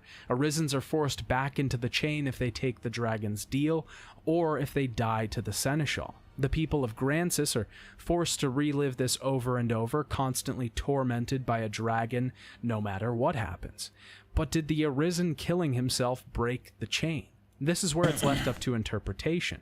You could see the Arisen ending his life with the God's Bane as breaking the chain, as there's no Seneschal left to make any more dragons, and therefore no need for another Arisen to be chosen. But if you play the game a second time through on New Game Plus, the Seneschal that you face will be your previous Arisen if you play in offline mode. Whoa. And in online mode, it'll be a random player and pawn, possibly showing that each new game is a retread of the true cycle of death and rebirth over and over. I like to think the Arisen truly broke the endless chain, and that the people of Grancis can live true and free lives now. Regardless of what really happened, the overall story is fantastic. It subverts all expectations entirely. The game starts out and seems like some sort of classic hero's journey, but only at the end do you realize it is nothing but. It's a cycle of endless rebirth that we're forced to participate in. It's a dogma that's spat to us that we're obligated to take part in. We have no choice, and this role is thrust upon us, even though it's made out to seem like the choice is ours. The only true choice the Arisen ever had was using the God's Bane and breaking the chain. It's a genius concept that works on so many levels, and not only does it subvert expectations, it creates an interesting lore behind it all, a world that feels like it has thousands of other stories to tell. Playing the game again on New Game Plus can be an incredibly rewarding experience in and of itself. Not only is it fun from a gameplay standpoint to try and unlock more items, complete further challenges, and discover quests that you may have missed the first time around, it has lore implications as well. Repeating the story is baked into the game's very story itself. It's ridiculously genius and ahead of its time. So much of the story can be missed, and it's only those that put the time and effort into the story that will find the true secret behind it all. This isn't the end of Dragon's Dogma though, because when playing the Dark Arisen version of the game, we can access another expansion on Bitter Black Isle. There's a whole new area to explore, tons of new enemies, skills, equipment, and even some new systems to toy with. Ulra has lost her memory and is trying to find out what happened to her on this island. She's been trapped, and there's a dais at the center of the entrance that will periodically be filled with a tale involving Ulra herself. She can purify items for us that we find in the Isle, which can be anything from scrolls of use, equipment, or entirely new secret skills that can be unlocked. Barrock can be found inside the island and can sell us items or rarefy them, which is a way to take items past the dragon-forged state of upgrading, taking them further than level 3. The further we travel down into the Isle, the more difficult the enemies get, and they get pretty difficult. It adds a whole other layer to the game and a ton of content to explore and challenge yourself with. The Monument of Remembrance, when complete, tells the whole story of the temple's creation. For some reason, Arisen are drawn to this place. Inside, we can find a man named Damon, or rather Beast. He has been changed out of his hatred for the destiny imposed on him. He began as an Arisen like us, but has changed into that. The maw that stands in this place now was created out of his feeding off the Arisen that are drawn here. It's not clear, but this place seems to exist outside of Grancis, and possibly even outside of the worlds that we've experienced. Some of the bosses in this section are incredibly well designed as well. Difficult and challenging, they clearly exhibit that imposing elegance I was talking about before. Dragon's Dogma is an amazing game. It's a game changer, a genre definer. Its legacy will be talked about forever. I say these things and I mean them. This game... Okay. So, I have an understanding about what this game is now. Follow your favorite son on the YouTubes. This fella right here. Steam has fallen from... I know nothing about him, but his video was good, so thank you, your favorite son. As for right now, though, I have an idea about what kind of character I want to play. Still can't download it, which is ass. But with that information, let's see, Dragon's Dogma. I now know what characters I want to create. Woo! Woo, woo, Ooh. What the fuck?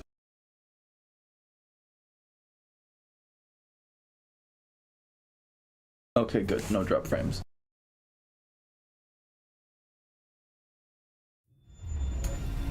Let's get it, my boys. Okay.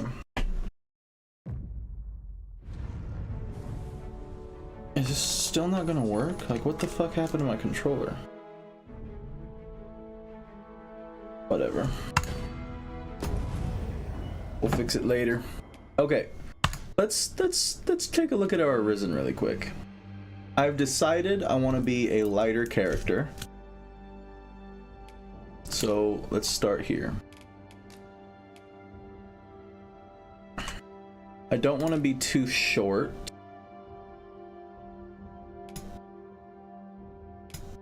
It's kind of a medium build. We'll start here. That's fine. We're just gonna pick a face and then we're gonna mod the shit out of it. Mod, I mean customize. Okay. Great. So now let's get started. We're gonna work on the head first. Give him kind of a big head. Make it a little long. We'll keep the width the way it is. Deep head. Actually right there is fine. We will. Who the fuck is outside my house right now? Okay, anyway. We got to 30. Neck length. We'll give him kind of a neck, bro. And we'll make that shit thick. This character that we're gonna go for here, I want him to be kind of like a street urchin, you know? A street rat. As for complexion, I want to go with a darker skin tone. I wish that wasn't so old. I want that, but not old. Oh. Nah. Nah. Oh.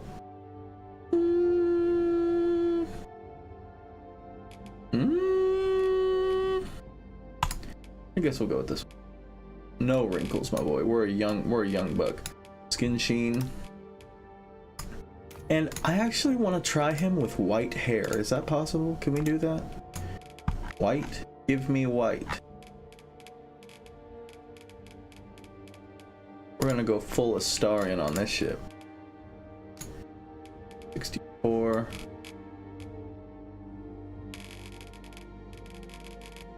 I can't like see the sheen because of how white it is. We'll just move it to like 50. Call it a day there. Eyebrows, same thing. White.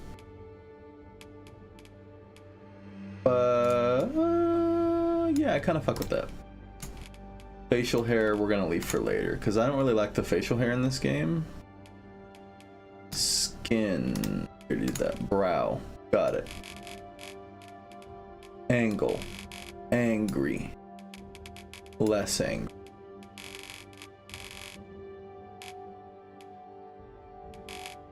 And I think for our pawn, we're gonna make a smexy woman.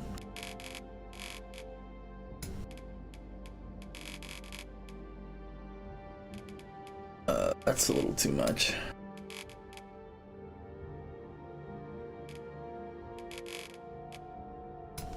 There we go. Eyes.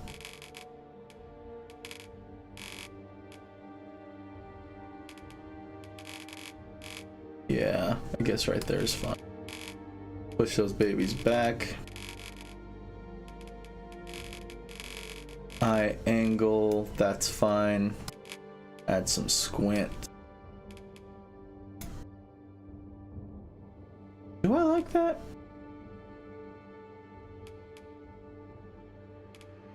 Something's off here. Yeah. Brow height. Move it down.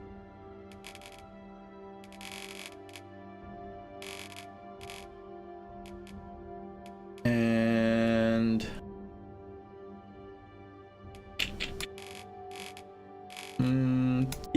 That's fine. Nose. I shitted. Standard bump. We don't want anything too crazy. Nostril size. Nostril height.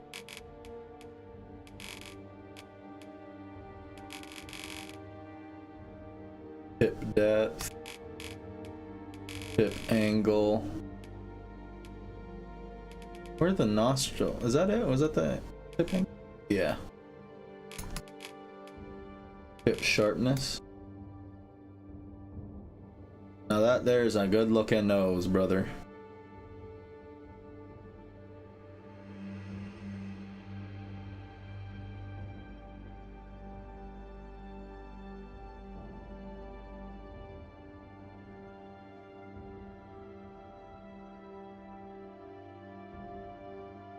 You better get off my property. You best be getting on now.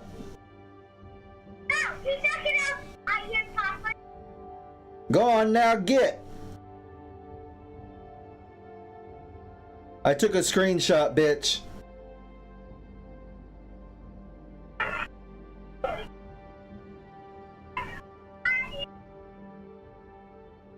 Okay, sorry, messing with my camera. I can put it down now. We're all Gucci. Oh no, cancel. Ears. I kind of maybe we want to try elven ears. You know? Openness. No, I like that shit flat.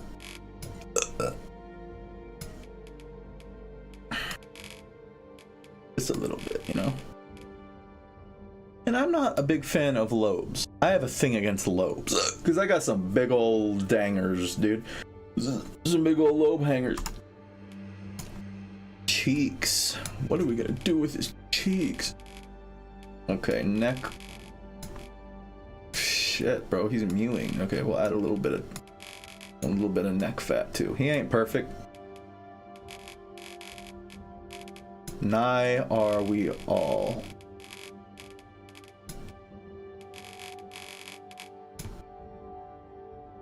Oh, this is turning out very well. Let's do his chin and jaw before we do his mouth. Add a little bit of. Oh. Yeah, like right there. Not too wide. Not too low either. I kind of like the jaw to be a little high up there, you know?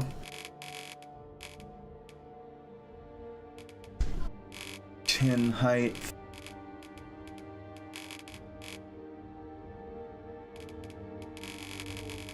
Go now, Hunter! The kid, bro. His parents are home and they're like, oh, go get your siblings. Like, let me just finish this game real quick. Fuck no. Get out of my house. Oh, shit. Ooh. Ooh. Right there is fine. We don't want it to be too... Oh, shit. I kind of like it. Mouth. Ooh. Give him like that. Mouth corners. I don't know, does he smile? No, he does not. In fact, he'll never smile again. I'll make sure of it. Mouth protrusion. Mouth width. Bump it up just a bit. Mouth height.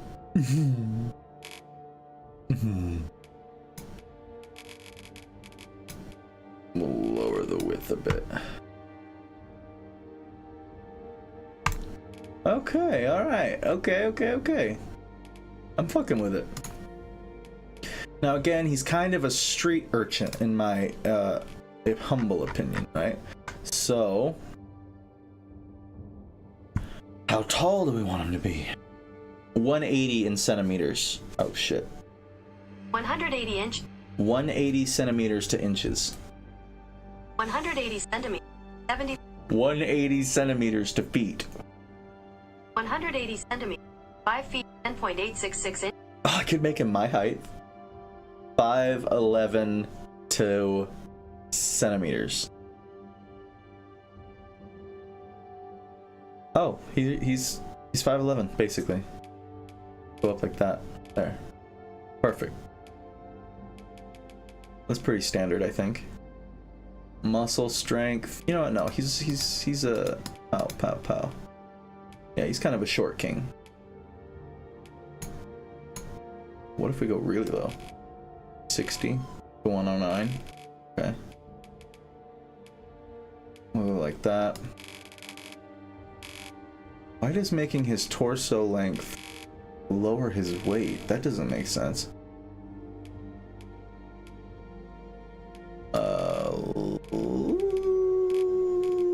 That's proportional. Give those fucking muscles some strength, dude. Wait. I kind of like that. That's pretty dope. Hold on. Some like minor traps, you know? I picture this guy doing mad parkour. Not too muscly, no. Oh shit. He skimps out on the leg day a little bit.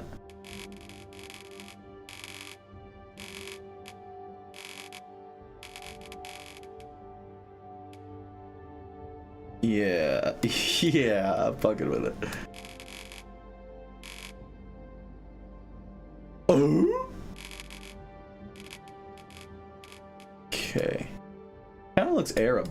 I fuck with it. Is this Aladdin?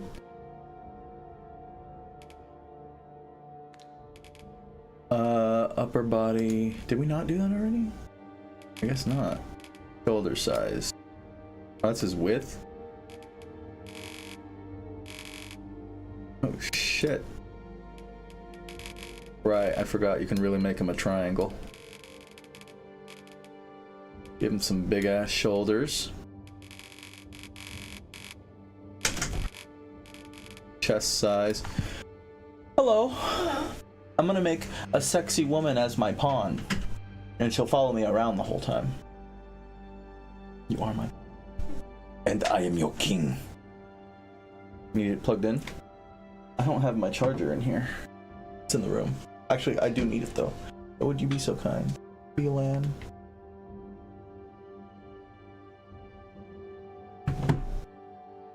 Would you be a pawn? Let me squeeze your butt. Oh yeah, that's nice right there. They weren't mad that I was streaming, were they? Did he seem upset? Oh, okay, cool. Who? Oh, really? Like... Oh, okay. Possibly later? Awesome. Okay, well, I'll be busy, so that'll be your problem. Okay. So his torso, you like my new character I'm making? It's not his hair. We're not keeping that hair, I think. Why, you want to get with him or something? You cheating on me with him? Torso depth.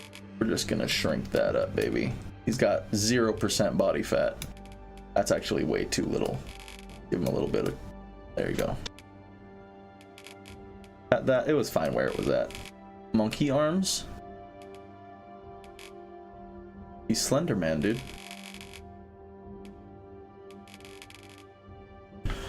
What did you guys get for lunch?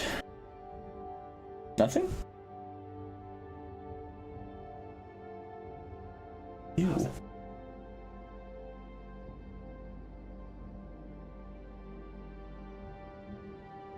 Why? What does?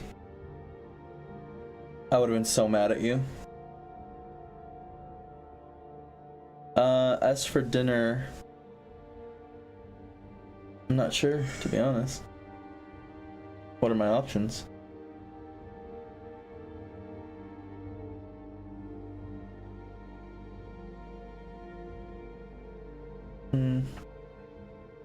I could get started on some spaghetti while the game downloads. Spaghetti sounds good.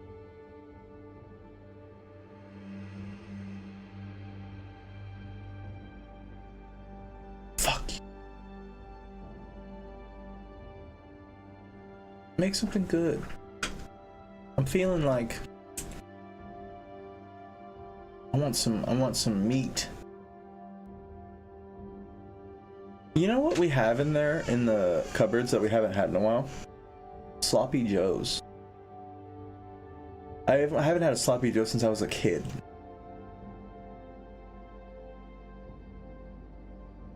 Are you going to the store? Because Hamburger Helper sounds bussin'.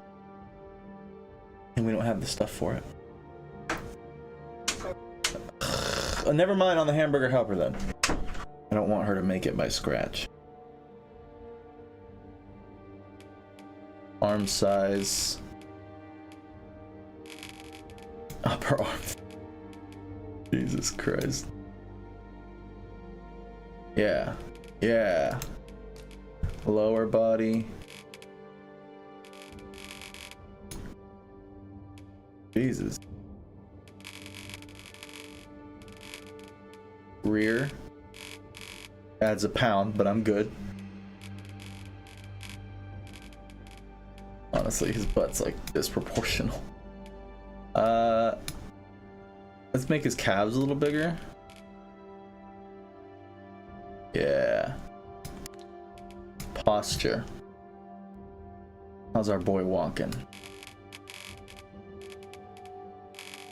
I guess he'd probably have a slouch, right? Street urchin?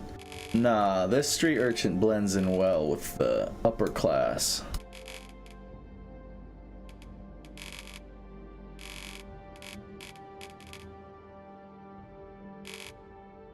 I don't want him to... Yeah.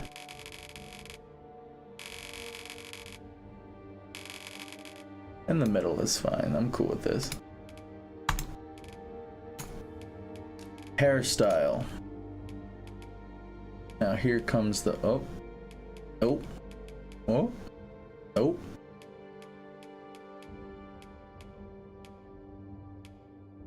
We're on 5 right now. Kind of like 14 for him.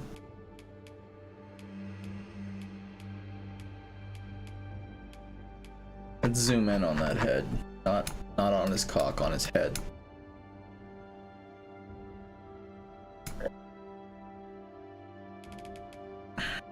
Ooh, I kind of fuck with that.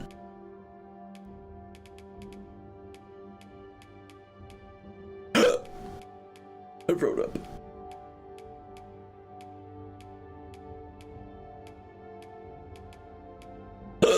I wrote up again.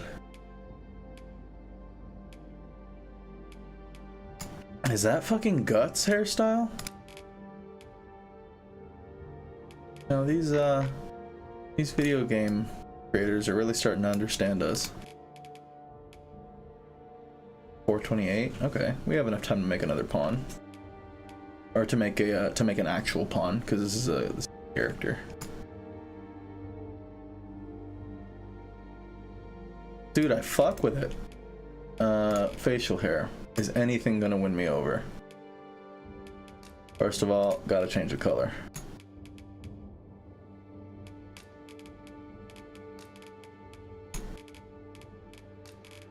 Okay. Oh, possibly? Maybe? Oh, I like it. That looks good, baby. Did you size down? Oh, you look slimmer. Got that booty looking large, girl. That booty always looking large, girl. Cool mustache. The Omni-Man stash. The rootin' tootin' cowboy stash. Dude, I was dating a girl whose dad was hella racist, and he had this exact mustache, bro. Not the beard, just the mustache. He was a fucking asshole. I kind of like this. Is this what we're going for, dog? What the hell? Okay. And his eyes, too. We forgot to do his eyes. I mean, white kind of seems fitting, but green also seems like super cool. Oh, here we go, like this. Let's do like a... We'll just like get darker as we go out. I'm sorry, we'll go lighter as we go out. As we move outside of his eye. Yeah, like a winter... I want like a winter green, you know? What happens if you attack it with a red right now?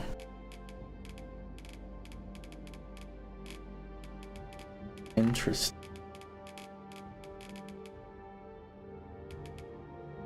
That really lightens it up. Holy shit. But like adding a yellow to it or a dark. Maybe we want like a darker.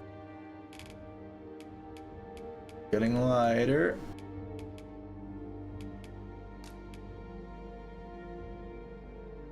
I fuck with it.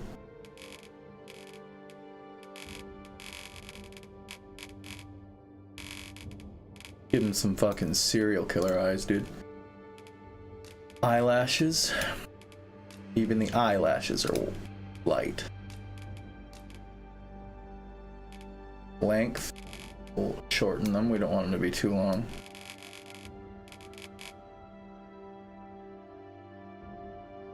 Give him the eyelashes of the gods. Eyeshadow, no. Wait, eyeshadow, is that already applied right now? Intensity. It is.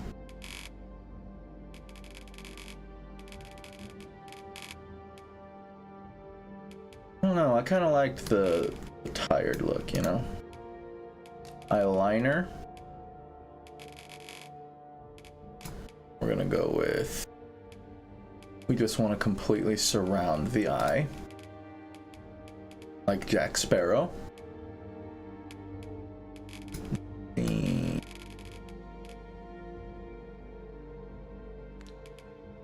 Freckles. Does our boy have freckles, bro? Maybe a little sun kisses on his nose, dude. No, we don't need anything. No! We don't need anything on his cheeks. Do we? We don't need any cheeks, bro. Lips, teeth. He's missing one, way in the back. No. That's fine. Stupid. Okay, tattoos. Time for the tattoos. Our boy needs a dope neck tattoo, first of all. Let's go with a... What would I want on my body, right?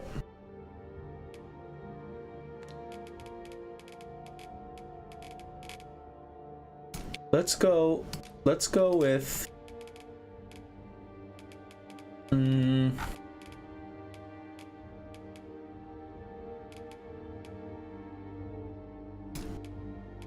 Let's go with this. Turn him around and put it on his back. Okay. Horizontal. That's right in the middle there. Patience perfect. Let's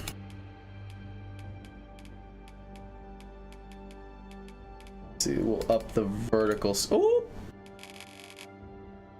There we go. That makes it a little more. Again, we gotta up the vertical scale a tad.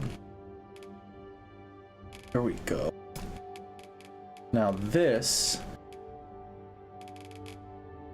we'll make white, and these can be green. Or do we want the whole thing to be green? Yeah, I kind of like it.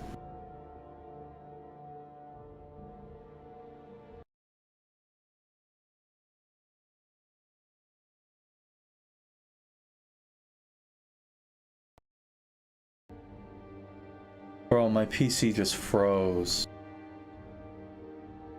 I'm gonna save this right now. Location, beef, voice, finalize, name,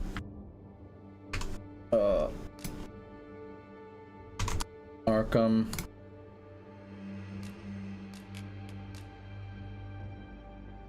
And we're not done, I'm just playing it safe. Because if this shit crashes, I will be pissed if I have to restart. Where's King? Okay, finalize and proceed. Yes. Character creator. Okay, let's keep working on him. He's not done.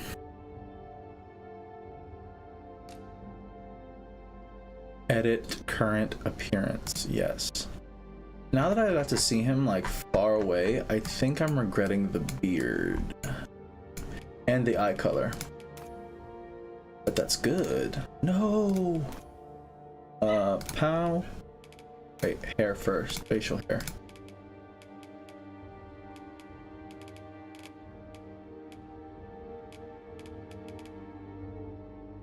Yeah, nothing is fine. Surprisingly, like normally I like to cover up the faces with beards, but this game, the faces look really good. There's no need to, you know?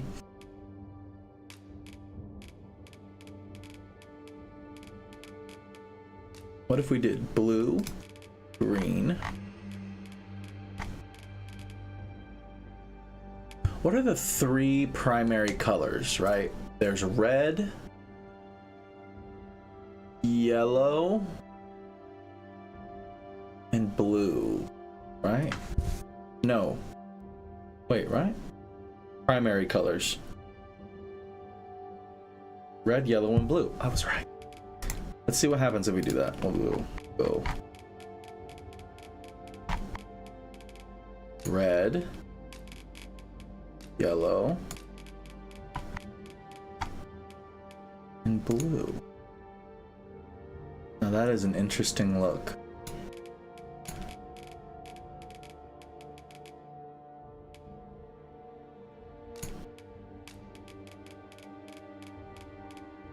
White, gray, and then black, or more gray, darker gray.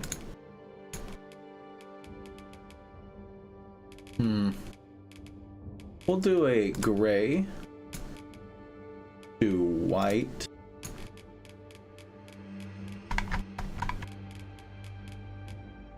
to a dark blue, so we'll change the white to like a light blue.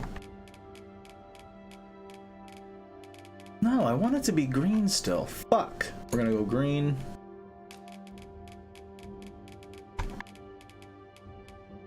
And a lighter green. Yeah, that's like a really pale green. I like that. Okay, back to the tattoos. As for this, yep, we got that one.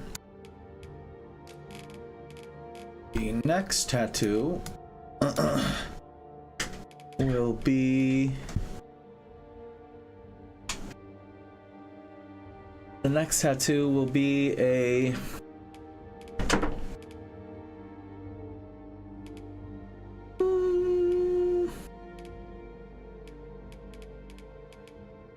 This looks kind of cool. I wish there was more tattoos. I wonder what mods are gonna do to this game, dude. Which way are you going? Oh, okay. Welcome. Thanks for joining the stream. Thanks for the follow.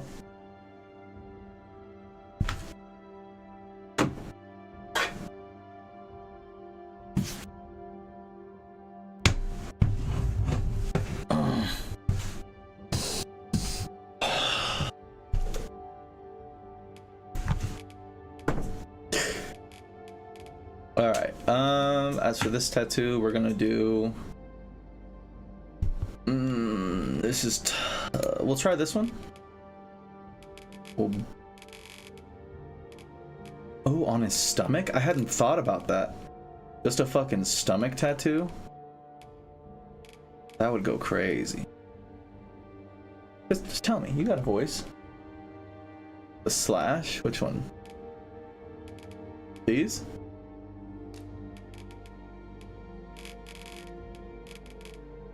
And then if we up the vertical scale, that's not. Oh, I'm at the horizontal scale.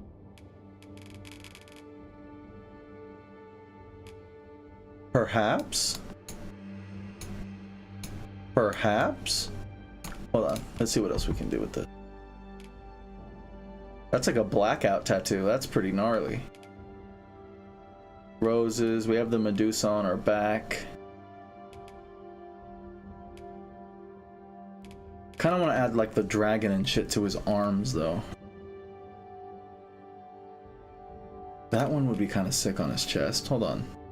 Just cover him in fucking snakes.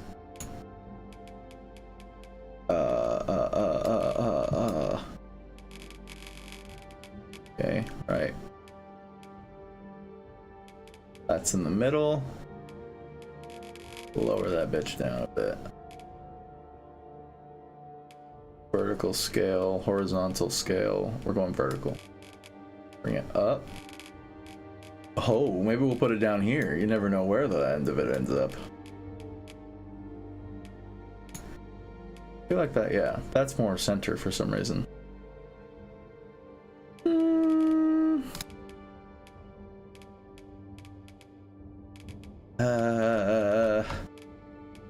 Three snakes?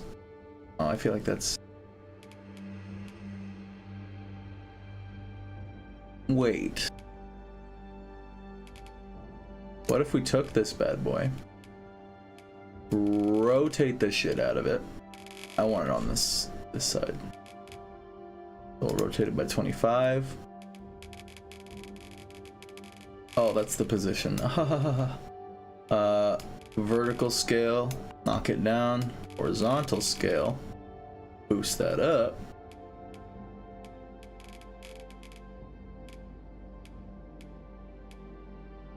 We're getting close to something here. Lower the scale down a bit. Have it travel up his titty. That's pretty cool. What do the other ones look like that?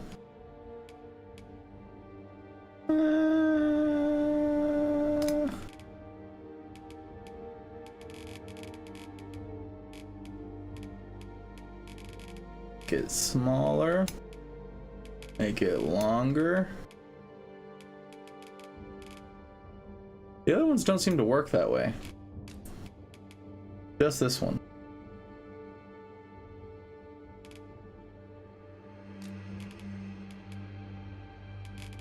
What the fuck happened to this tattoo? Oh, it's... Okay. Okay. Rotation. Back. Vertical. Make them snakies long, my boy.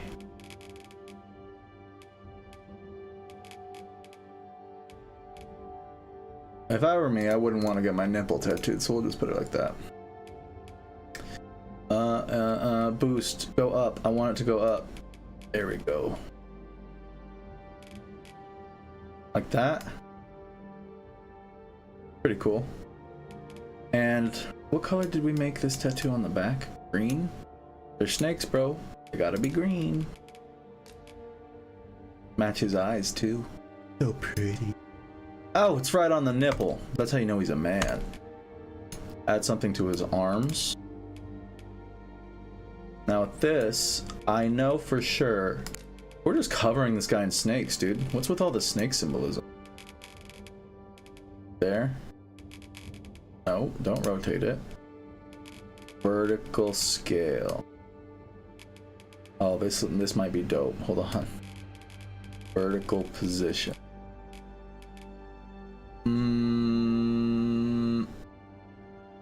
Make it smaller vertically. And move Move it up a smidge to the shoulder. Dope. Okay, the snake is green, right, but the sword will stay black. Oh, I love that. That's sick. What color are these? 45, 45. Gotta get his other arm too.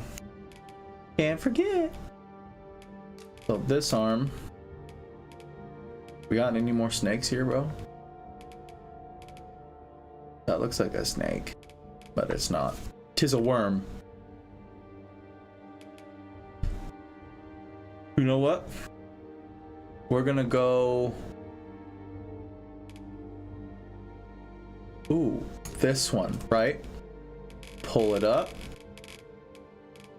I want to put it on his fucking shoulder, goddamn. It like disappears. It gets towards the back. I know, we have 15 minutes and I still have to make another character. So I'll probably be doing that while the game is downloading, and I'll have to end the stream because it's not going to download fast enough. So after, in about T-minus 13 minutes starting right now, we will be ending the stream and downloading Dragon's Dogma 2. And then I'll probably, hopefully, as long as the internet is working and the servers are up and everything, we should be back on within the hour. So that'll be perfect time, enough time for me to make a female companion for our friend here. I don't know how I'm feeling about this. No? Yeah, let's try the other 3 snakes, right? Boy's got 6 snakes crawling up his ass. We'll put vertical tilting. Wait. Horizontal tilting. Is that where they? Nope. There we go. Just make those snake boys wrap around his arm. Wait, hold on, we're not done. If we up the vertical scale, up the horizontal scale, ooh, move them a little like that, move them down. No, too much. Shit! This is the worst day of... Alright, these look like snakes, kinda, right? Where's the default? Here we go. Reset. Cause I see a shoulder tattoo and then like something on his arm. Maybe it goes around or something, you know? What if we did this? What if we took the 3 snakes, moved them down here, twist them horizontally. Oh, that's making them fatter. I want to twist them like that. Right. You picking up what I'm putting down here? We'll shrink them down. Come on, we want to move them like this, but we're gonna rotate them just a smidge. And then vertically, we start to see like a wrap, right? Oh, what the fuck? Okay, there we go.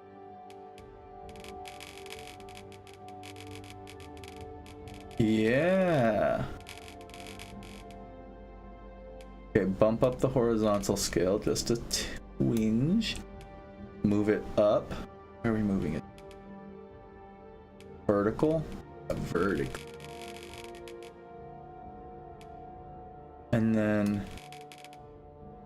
Oh, around the elbow, you think? Like that?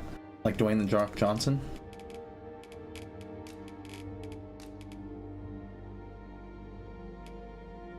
Yeah, I can get behind that. Look at all those snake boys, dude. Look at all my snaky snakes. And again, our boy here is a fucking street urchin. He's a street rat. So this kind of is this is kind of fitting, you know. Now something on the shoulder, perhaps a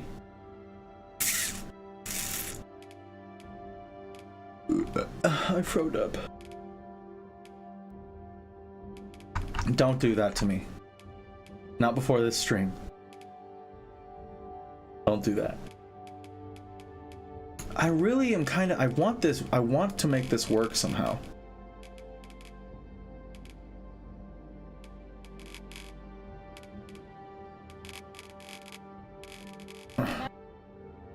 Huh? I think so, yeah. Oh, I see what I'm picking up what you're picking up. We'll get rid of that. We got the snakes here. So now we'll go move down to his leg. We'll do his right leg, because his left side of his body already has a fuck ton of stuff.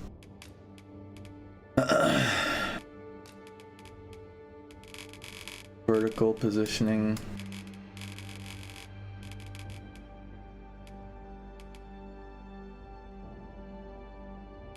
Maybe on his calf. Yeah. We don't even have to do much to it either. It just fits. We don't need many tattoos on the legs. Just one on the leg is fine, you know. Left arm. Wait a minute. Hold up. Wait a minute. Something ain't right. Yeah, fuck. Dope. Are you happy? Because I'm happy. Are you happy? I'm happy. Do we want to add any scars to him? No, he's perfect. Just the way you are. No dirt. Our boy is clean. He's a clean boy. Okay. Confirm. Wait, no. I think that's it. Serpent. He's a serpent spiritually. And alt. Let's pick his voice really quick while we're here, because I need to focus on the other character in about 7 minutes. God damn it, let me hear it. Oh.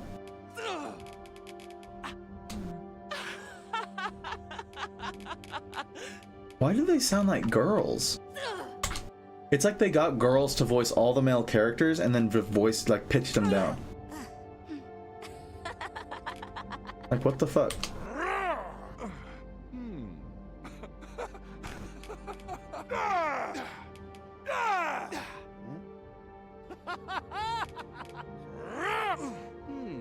Perfect.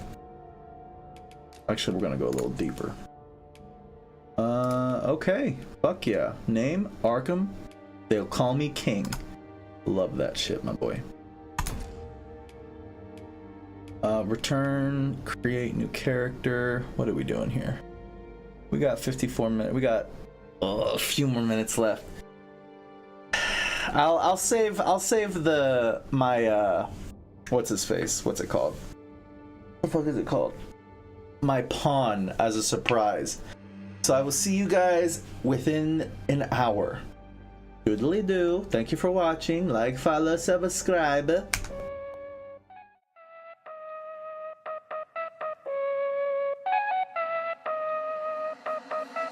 Dame la ciencia.